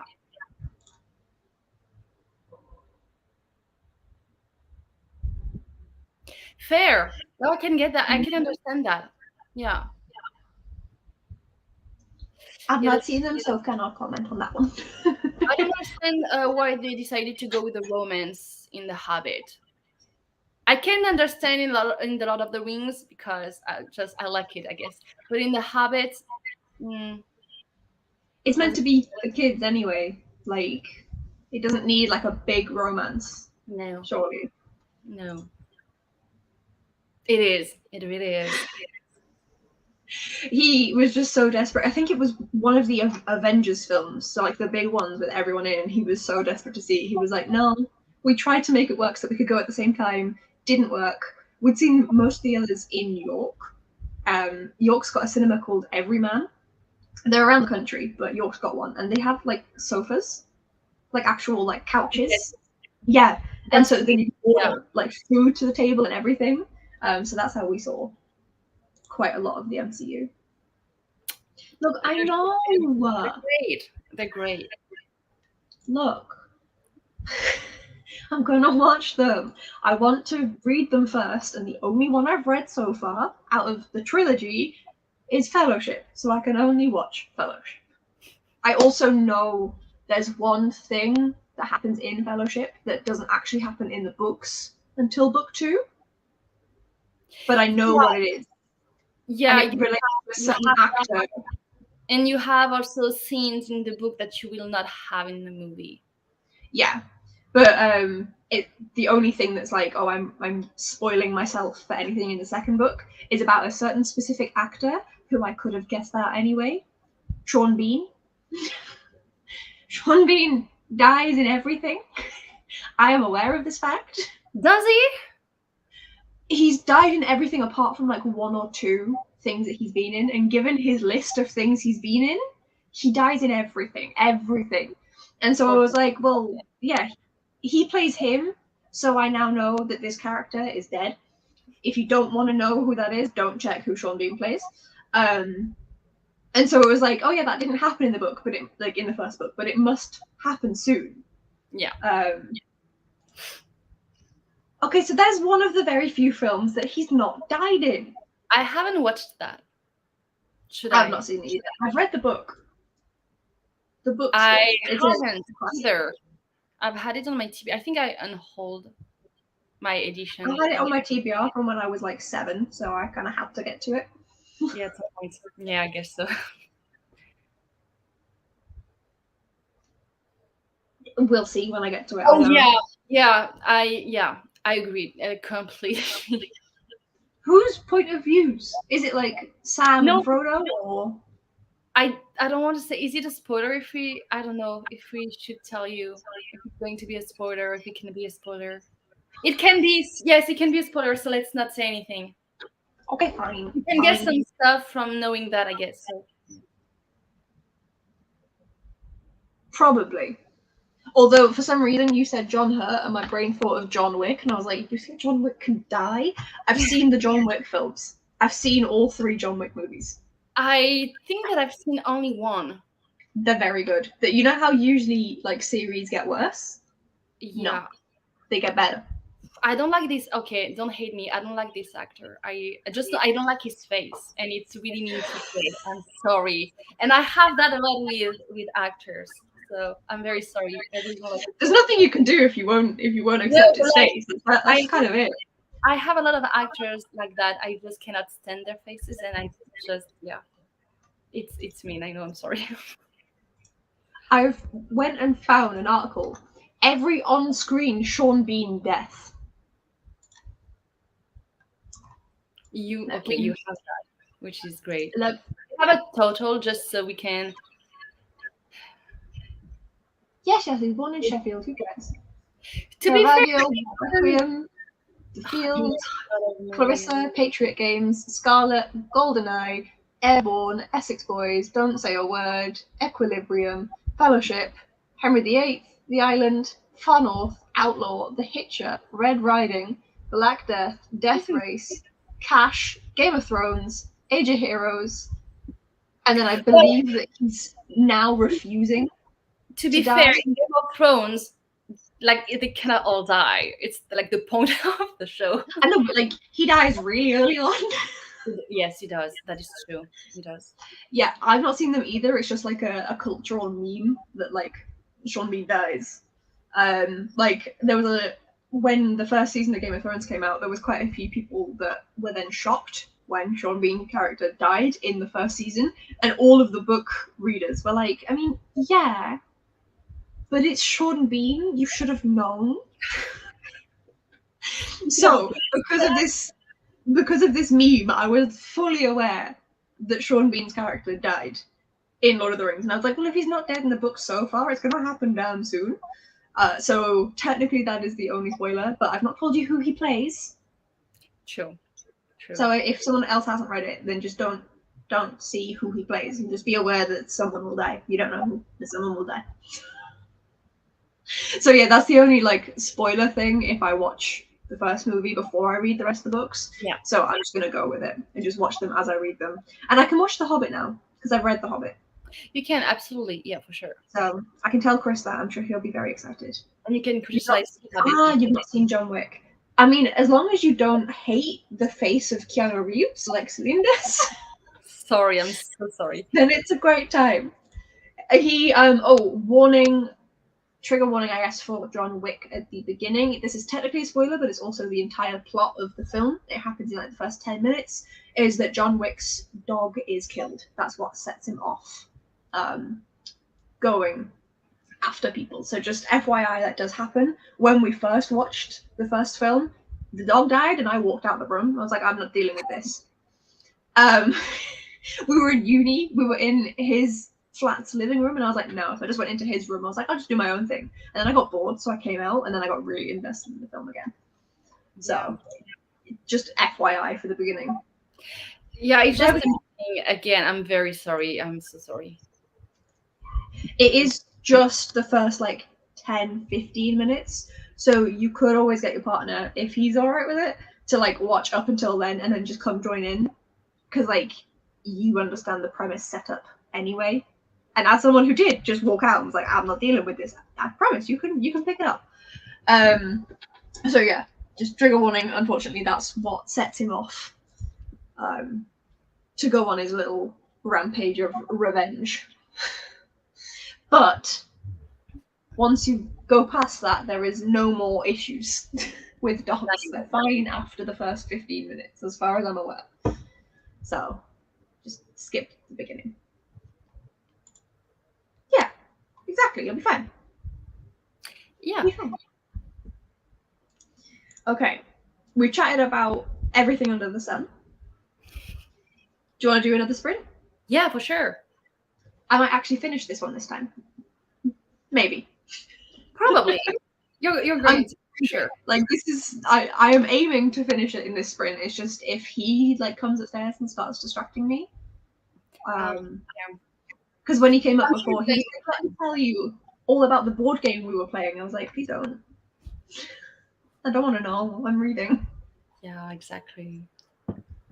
So, how much left have you got of The Hobbit? I have no idea. I have. Wait, I don't even know how many pages. Let me check.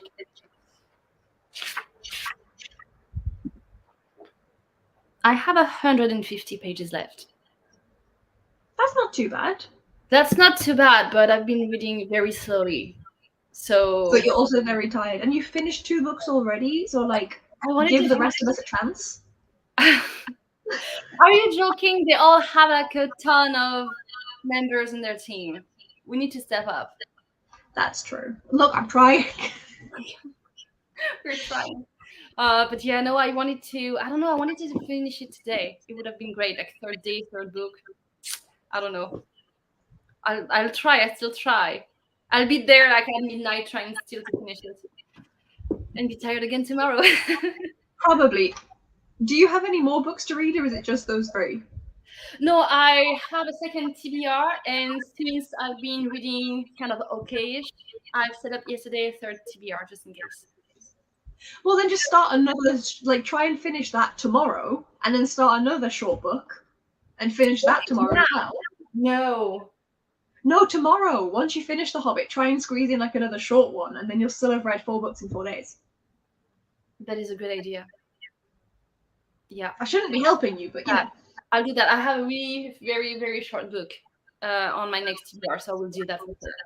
And then you'll read 4 books 4 days. Sorted. Perfect. Thanks. Okay, so another 45 minutes on the clock. Let's see here how we we can go. finish.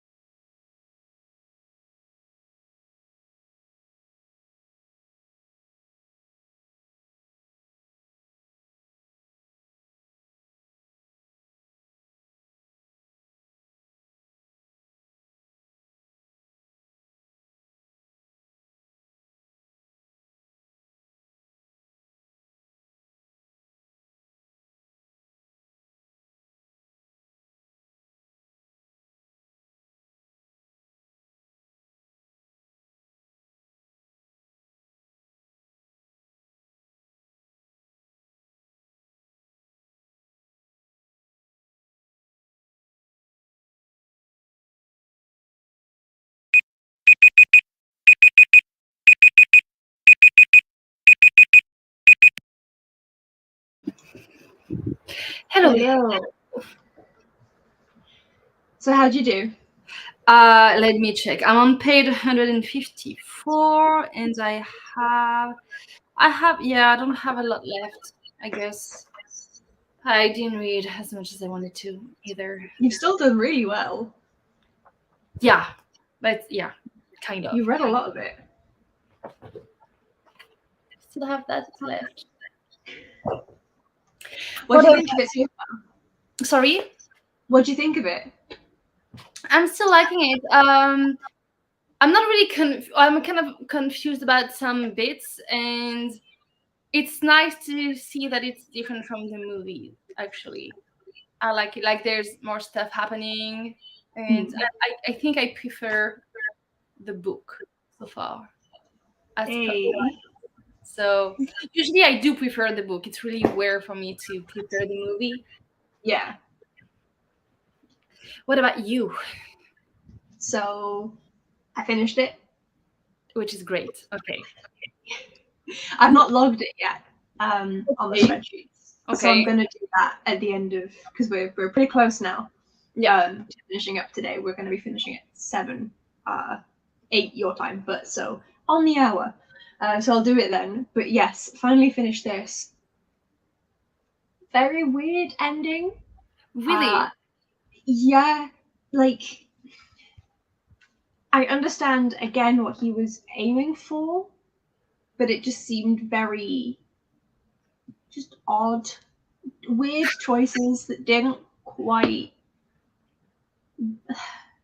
like, in the end it's like, oh yeah, like, they, you know, it's prepped for the next book. Like, I know that this is a trilogy, it was always planned to be a trilogy, and so it's prepped for book 2. That makes sense. But then there was just certain aspects that just weren't discussed right. There were like little things that were like weird. It just didn't happen in the way that I would have expected this author to write it. Interesting. Yeah, and because you have read other books by him before, you can sure say it could have done better or it could have done otherwise. Yeah, because even though I've obviously only read the one series from him, it's a long I've read like 17 books from him.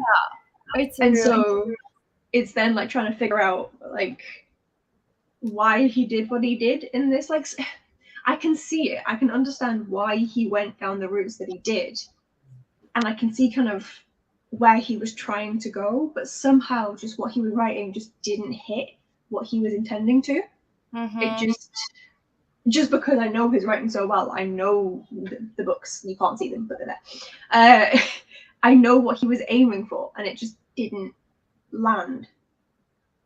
It's weird. I'm pretty sure I run my books through Compile, so I don't know yet, but I'm pretty sure I'm going to give this 3 stars. Like, it's not bad. But it's not like spectacularly good either. No. Like, out of 10, it's a 5 out of 10. But is it good enough to continue the trilogy and finish potentially the trilogy? Only because it's him. Okay, yeah. If it wasn't an author that I've adored other books from, then I've been pretty decent lately at just not carrying on with series if I don't care. And this would have went on the list, like, perfectly acceptable, wouldn't continue, but because it's him, I will give the second book a shot. And then if it's still bad, I'm not going to waste my time on the third one. But if that's 3 stars again, then I'll probably read the third one just because. But I would not recommend this. Oh, really? Yeah, like, if someone picks it up and they're like, it sounds amazing, I'm so excited, I'd be like, cool, I hope you enjoy it.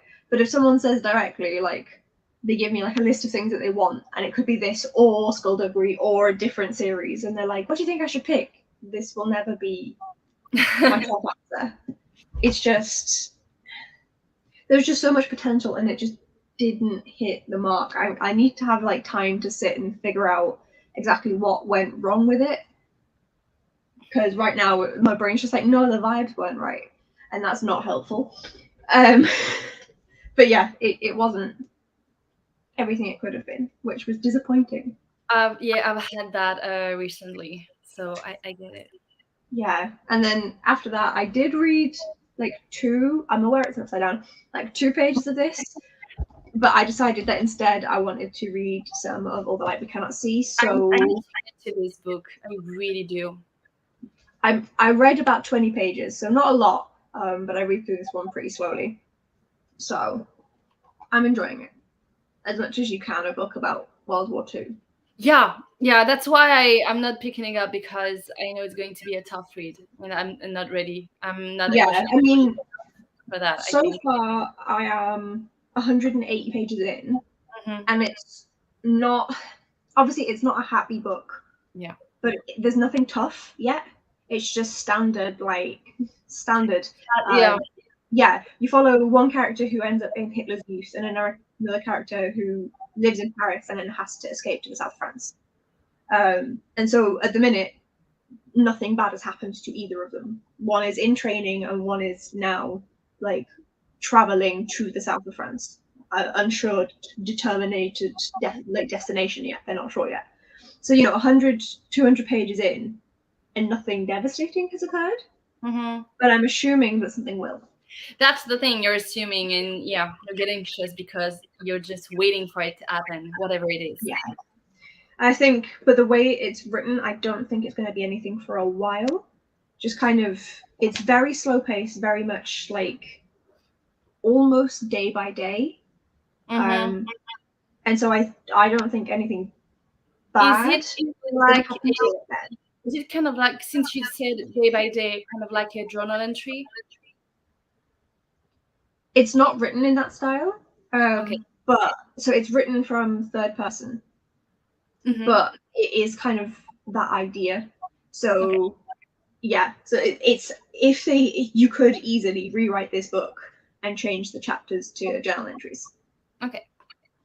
So it's not written like that, but it is kind of that kind of snippet of time for each of the things. It's just like a little part of their day, and then occasionally to kind of give like a more overall concept of what's happening in Europe at that time. Occasionally there'll be a point of view that's different.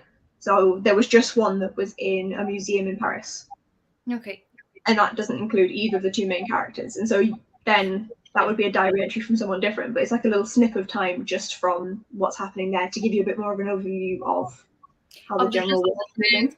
Yeah, where we are during the time, Yeah, just to give some context, especially for anyone who happens to go into this not knowing much. Maybe like younger Americans. Yeah, probably. Yeah, because obviously we learn about it in school every single year. Yeah, we did. I don't remember any of it though, so I have to admit. So. No, but we get the gist a little more than we had to learn. Whereas younger Americans would have learned about their side with Japan more. Probably. Whereas I know nothing about that. Exactly. Yeah. So yeah, it's good.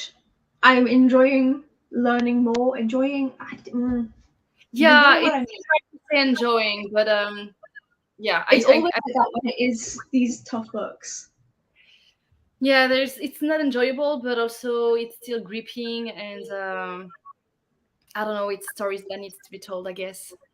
Yeah, it's a different perspective than I've read before. I've read quite a lot of World War II historical fiction. It's something that I loved when I was younger. I feel like when you look into historical fictions, they're mainly about this specific war anyway. Yeah, there are a lot. I know that in the UK, we get a lot of ones that are published about, like the Tudors or Victorian era. That's a very popular one, Victorian era. Yeah. But yeah, a lot of historical fictions are about this. And so I've read a lot of different points of view. But this one is different. I've never read from a point of view from a young blind girl escaping Paris, and neither from someone joining the Hitler Youth. And especially, he doesn't understand really what he's joined. Like, obviously, we here join the Hitler Youth and we have a certain viewpoint of it, whereas he's an orphan and he's just been told that, like, he did a test and he passed. Yeah, and it's like, oh, you escaped because his dad died in the mines in the towns that they're from. And so the destiny of every boy from 15 onwards is to go into those mines. And so he was just told, like, okay, something different here's something that isn't how your dad died. And so he's just been like, cool. Yeah, you just sees that as an opportunity, I guess. Yeah. Knowing exactly what it means and what it entails. And knowing that he's not going to get a lot of opportunities. He's taken it. Yeah. And so it's interesting as well to see it from that point of view of not someone who went in being like, I'm joining the Hitler Youth. It's someone like, I'm going to go to this school and learn things. I'm very curious. I want to pick it up now. Sorry. And then we have Rachel on page 73, a good summer read. Well, you're getting to it just before the season changes, so that's good. 0 pages, took care of laundry and vacuumed. Yeah, productivity again, so kudos to you. Yeah. Like, even if you're not reading, you've still got plenty done, so thank you very much. You. And then Rocket reads 22 pages and made some lunch. I'm assuming by lunch that you're in the US? Yes. It's not lunchtime. I am thinking that I will need to go make a dinner soon. Yeah, me and my partner will have to have dinner soon. He wants a takeaway. Don't. I've been wanting to have some takeaways a whole weekend. What was it yesterday? I think I wanted pizza. Yeah, I thought you were going to get takeaway yesterday. No, I did not. And then Lizzie mentioned, was it Lizzie? Yeah, she mentioned Chinese. Or was it, I don't remember who mentioned Chinese. I said Chinese. They got pizza. They got pizza. I want some takeaway. I'm too lazy to, but I guess I have pasta. I should eat the pasta that I have, probably. I mean, yeah, regardless, I won't be cooking. Because like I said, the other times I don't do the cooking. He does that and I do all the cleaning. It works well for us. I do love to cook, but I'm extremely lazy right now. I hate cooking. I love cooking. Like, at uni, when I was living by myself, I would go for like 3 days without eating anything other than just snacks. Because I would not want to cook. I hate cooking so much. Whereas like cleaning, do I like it? No. Will I do it? Yes. And so it just works out well for us. I mean, as long as you have like a common ground, if it works, it works. And obviously he does a little bit and I help him a little bit in the kitchen. Like, it's not, like, I'm not allowed in the kitchen and he's not allowed to touch the cleaning stuff. But yeah, it works well and it means that I don't have to worry about food, which is lovely. And he gets a clean house, which I'm sure is lovely. So it works out. It works out. It's perfect. Yeah. Yeah. Time to eat something for sure. Definitely. So we have 10 minutes left and I'm debating, do we just chat for the last 10 minutes or do we have a last 10 minutes of sprinting? I don't know. I will never go through, maybe, can I go through one chapter in 10 minutes? Probably, I don't know. We could chat. I mean, whatever you prefer, honestly. I think we should just chat because yeah, if we do a 10-minute sprint, then at the end of it, we'll then want to chat. Exactly. About what we just sprinted on, but anything shorter makes no sense. Mm-hmm. So I think I can close down my little timer. There we go, close that out. So we're just going to chat instead because it's just redundant to try and squeeze stuff in. So something we can chat about is, I don't know what your kind of second TBR is. What have you picked? Second TBR, I have it just there. Okay, so I have those books. Uptime for the Wild Build is for the reread, like a 5-star reread, because the sequel is coming out this month. It's probably out already, actually. I've seen it. Yeah, it's a very short book, so I can finish that in no time. Hopefully, let's hope so. This one, the Comet Seekers, is for multiple POV, if I remember correctly. Have heard great things about this one. I've not heard of it. What's it about? I have no idea. Because I suck at, I never know what the books are about. I think it's a romance. We're basically following 2 people working on something. I don't know. Wait. I have no idea. This is me when I try to film. And I'm like, this is what I'm going to read. That's my thing. I never know what the books are about. I buy them and I forget.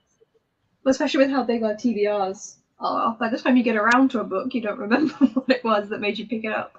Yeah. So yeah, it's two people meeting at a remote research base on the frozen ice sheets of Antarctica. Ooh. And then I think we're just following, first of all, their relationship / maybe romance and anything that is happening over there. I guess something like that. So it's not that yeah. So it was on purpose. I tried to pick up totally. Yeah, you did the sensible thing. Exactly. You did the logical thing. I went stupid. Like, I have, in case anyone doesn't know, like, obviously everyone's seen these big books that I'm reading. I have smaller backups. Like, obviously with the Sherlock one, that's the only anthology I have in the house right now. But either yesterday or today, Hannah shipped out another anthology that was already coming my way to my house. So that will arrive at some point next week. And I could just read, parts of the Sherlock. And then I have Witchfinder's Sister for the longest on my TBR, which I actually think has been on my TBR longer than All the Light We Cannot See. Ooh. And The Cat Who Saved Books for the shiny cover. What is this book? It's so cute. I know, right? Like, anything with a cat on the cover, I'm like, it's so cute. So my partner for Christmas got me four books translated from Japanese to English about cats. Best partner on the planet. The first one was like the book that started like the kind of Japanese cat book trend, which was I Am a Cat. And then he got me The Quest Cat and The Traveling Cat Chronicles. And then this is the most recent one. It's one of my favorite books ever. Which one? The Traveling Cat Chronicles. I sobbed. I sobbed. I only read it like last month, the month before. It's beautiful. It's so beautiful. And then, this is the latest kind of Japanese cat book to be translated. And it is Natsuki Books was a tiny secondhand bookshop on the edge of town. Inside, towering shelves reached the ceiling, everyone crammed full of wonderful books. Rintaro Natsuki loved this space that his grandfather had created. He spent many happy hours there reading whatever he liked. It was a perfect refuge for a boy who tended to be something of a recluse. After the death of his grandfather, he's devastated and alone. It looks like he's going to have to close the shop. Then a talking tabby cat called Tiger appears and asks Rintaro for help. The cat needs a book lover to join him on a mission. This odd couple will go on 3 magical adventures to save books from people who have imprisoned, mistreated, and betrayed them. Okay, I'm adding another book to my want to read list. That is perfect. I love that. Sorry, but I have no regrets. It's adorable. You have to send me the title if I need to. I will. I'll send you a picture of the cover so that you remember how adorable it is as well. Yeah, because I check the covers as well. I'm very happy with the covers. It's so pretty. Yeah. And then I think you had She Who Became the Sun as well. Yeah, it's for female empowerment. She Who Became the Sun. I've been on a kick for anything Asian, whether it's a retelling, it's a historical fiction, non-fiction, whatever. I've been on an Asian kick, and so very happy about this one. To finally, I've heard amazing things. Yeah. Have you read it yet? No, I've not read it yet, but I've heard amazing things about it. I know. I think Hannah's read it. She's been yelling at me saying that I need to read it, so I think she's read it. Okay. I don't know. I should ask her. I have no idea what it's about. I want it to be a Mulan retelling. That's it. We can hope. Exactly. Asian kick. There is a book. I promise. Me and Hannah both love it.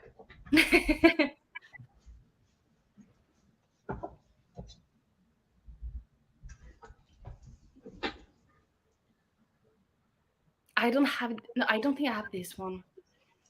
It's so good. Me and Hannah. So Olivia Savannah from Olivia's Catastrophe recommended it, and then me and Hannah tried to buddy read it. That's where I've seen it. I've seen this one on her account. Okay, yeah, it's amazing. It is a Malaysian American girl whose her parents were first generation immigrants, and they end up moving back from America to Malaysia because of financial troubles. And so she's having to kind of get used to being, because she never felt American fully, but then she doesn't feel Malaysian. So there's that aspect. But it's a fantasy as well, because where is it? Okay, so as Jessamine packs for Malaysia, it's not a good time to start hearing a bossy voice in her head. Jess learns her voice belongs to Amma, her late grandmother, who worshipped a local deity. And then when a business offended the goddess, her grandmother swore revenge. And so now she's trying to control her granddaughter in Malaysia cool. to revenge. Yeah, it's so good. You can And send me a picture of this one as well. I'm sorry. It's fine. I mean, I buy so many books already, so just one more. Just another two. What's the difference? Exactly. So And yeah, then this is the second TBR, and I'll see if I can start this third one. Maybe, who knows? oh my god, just going for all of them. I mean, I guess if you include the case book of Sherlock Holmes, I've done that one. So if I read another short story and then I read these, then I guess I've kind of done two sets. Yeah. Do you have I can squeeze them in. TBR? Do you have a backup TBR? I didn't think I would finish the first one, so no.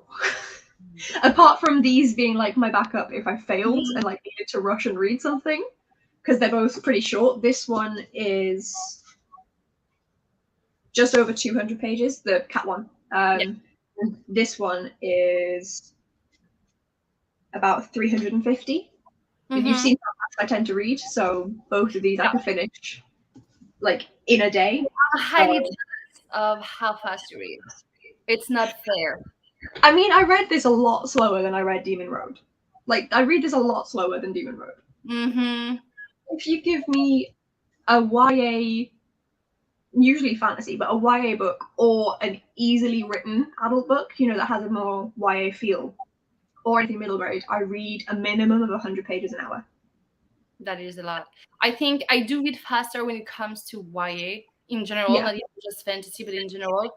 But I think I could manage probably 70, 80 pages an hour, but I don't think I can manage 100.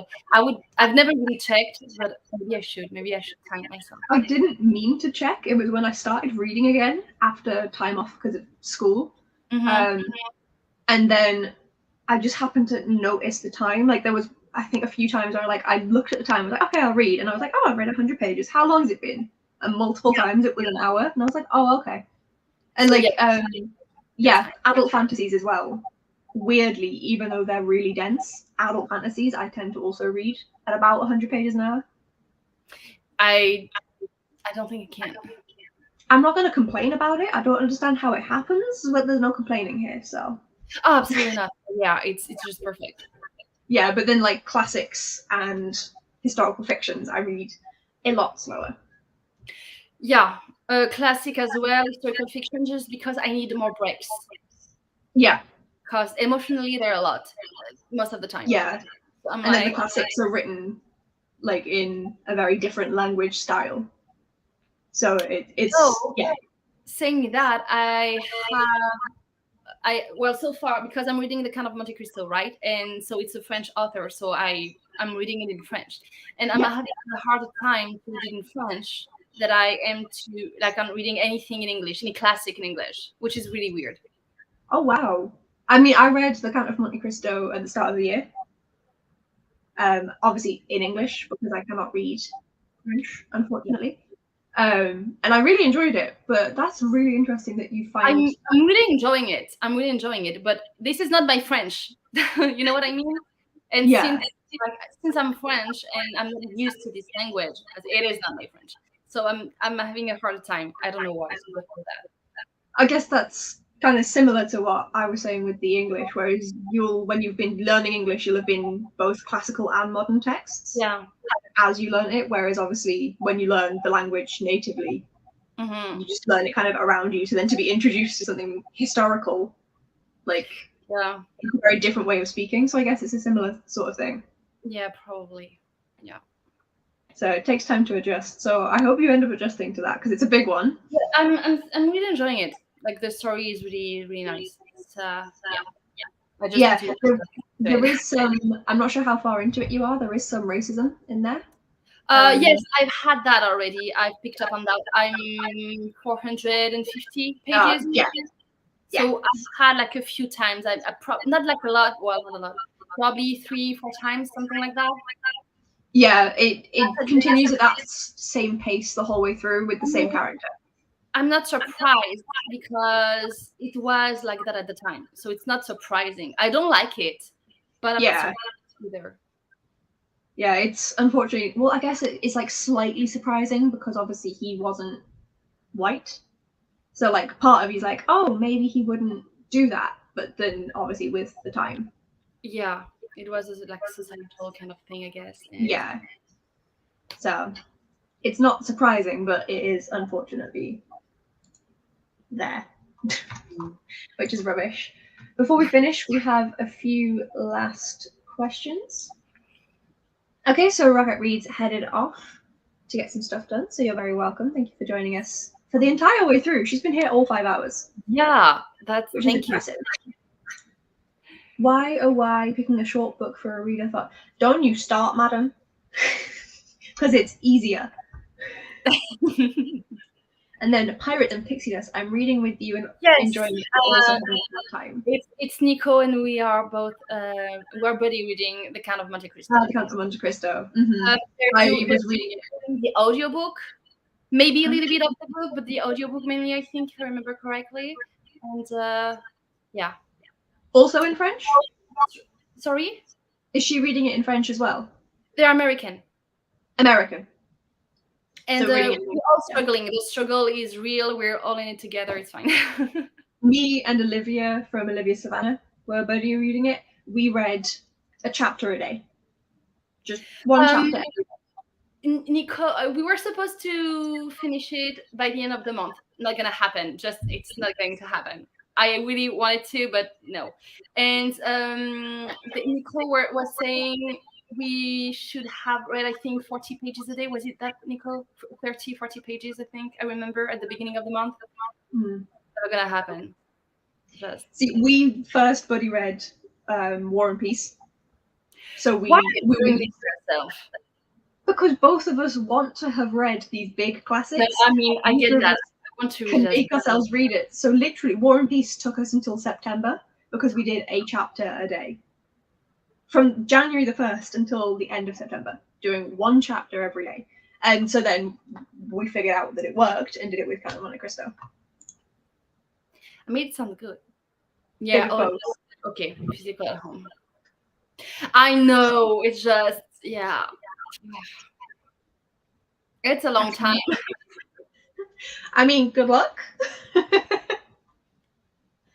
It is a long one, but on that note, we have reached almost 7:05, so we're going to be finishing up the live stream now. Yes, so Celine can, obviously because it's late for you, you can go and get some dinner. Yes, I can eat food. Get some rest. Do you have anything to promote? My fall readathon is coming because I have 2 book clubs, and one of them I have seasonal readathons. So the summer one is finishing, obviously, end of August. The fall one is starting 1st of September. I'm very excited about that, and it will be on my social. And the book club is called the Book Wanderers Book Club. Awesome. So everything for Celine is linked in the description. So go check her out, and I'm sure you'll be able to find all of the other links from there. Exactly. And then if you want to see something else from me for some reason, then feel free to subscribe. But thank you so much for joining me this entire time, Celine. I'm really grateful that you came along with me.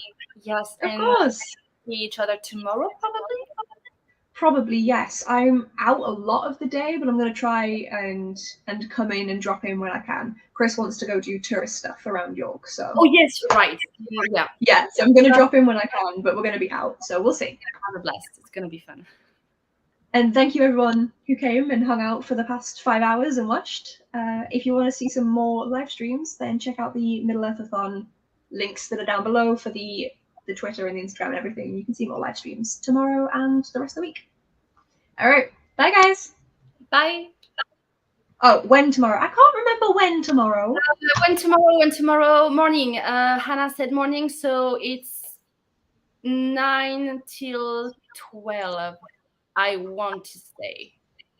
Oh, wait, let me get the page up. Yeah, 9 because it's 10 for me, so it's 9 to 12 for UK people. There we go, yes. So, well, I mean, it's probably more helpful to use your timings for Veronica because she's in Sweden. But in English times, it is 10 a.m. till 1 p.m. I think. Oh, it's a bit Yes. drawn, okay.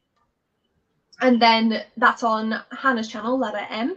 And then on Lily's channel, Lizzie is Elf, is going to be from 4 p.m. until late.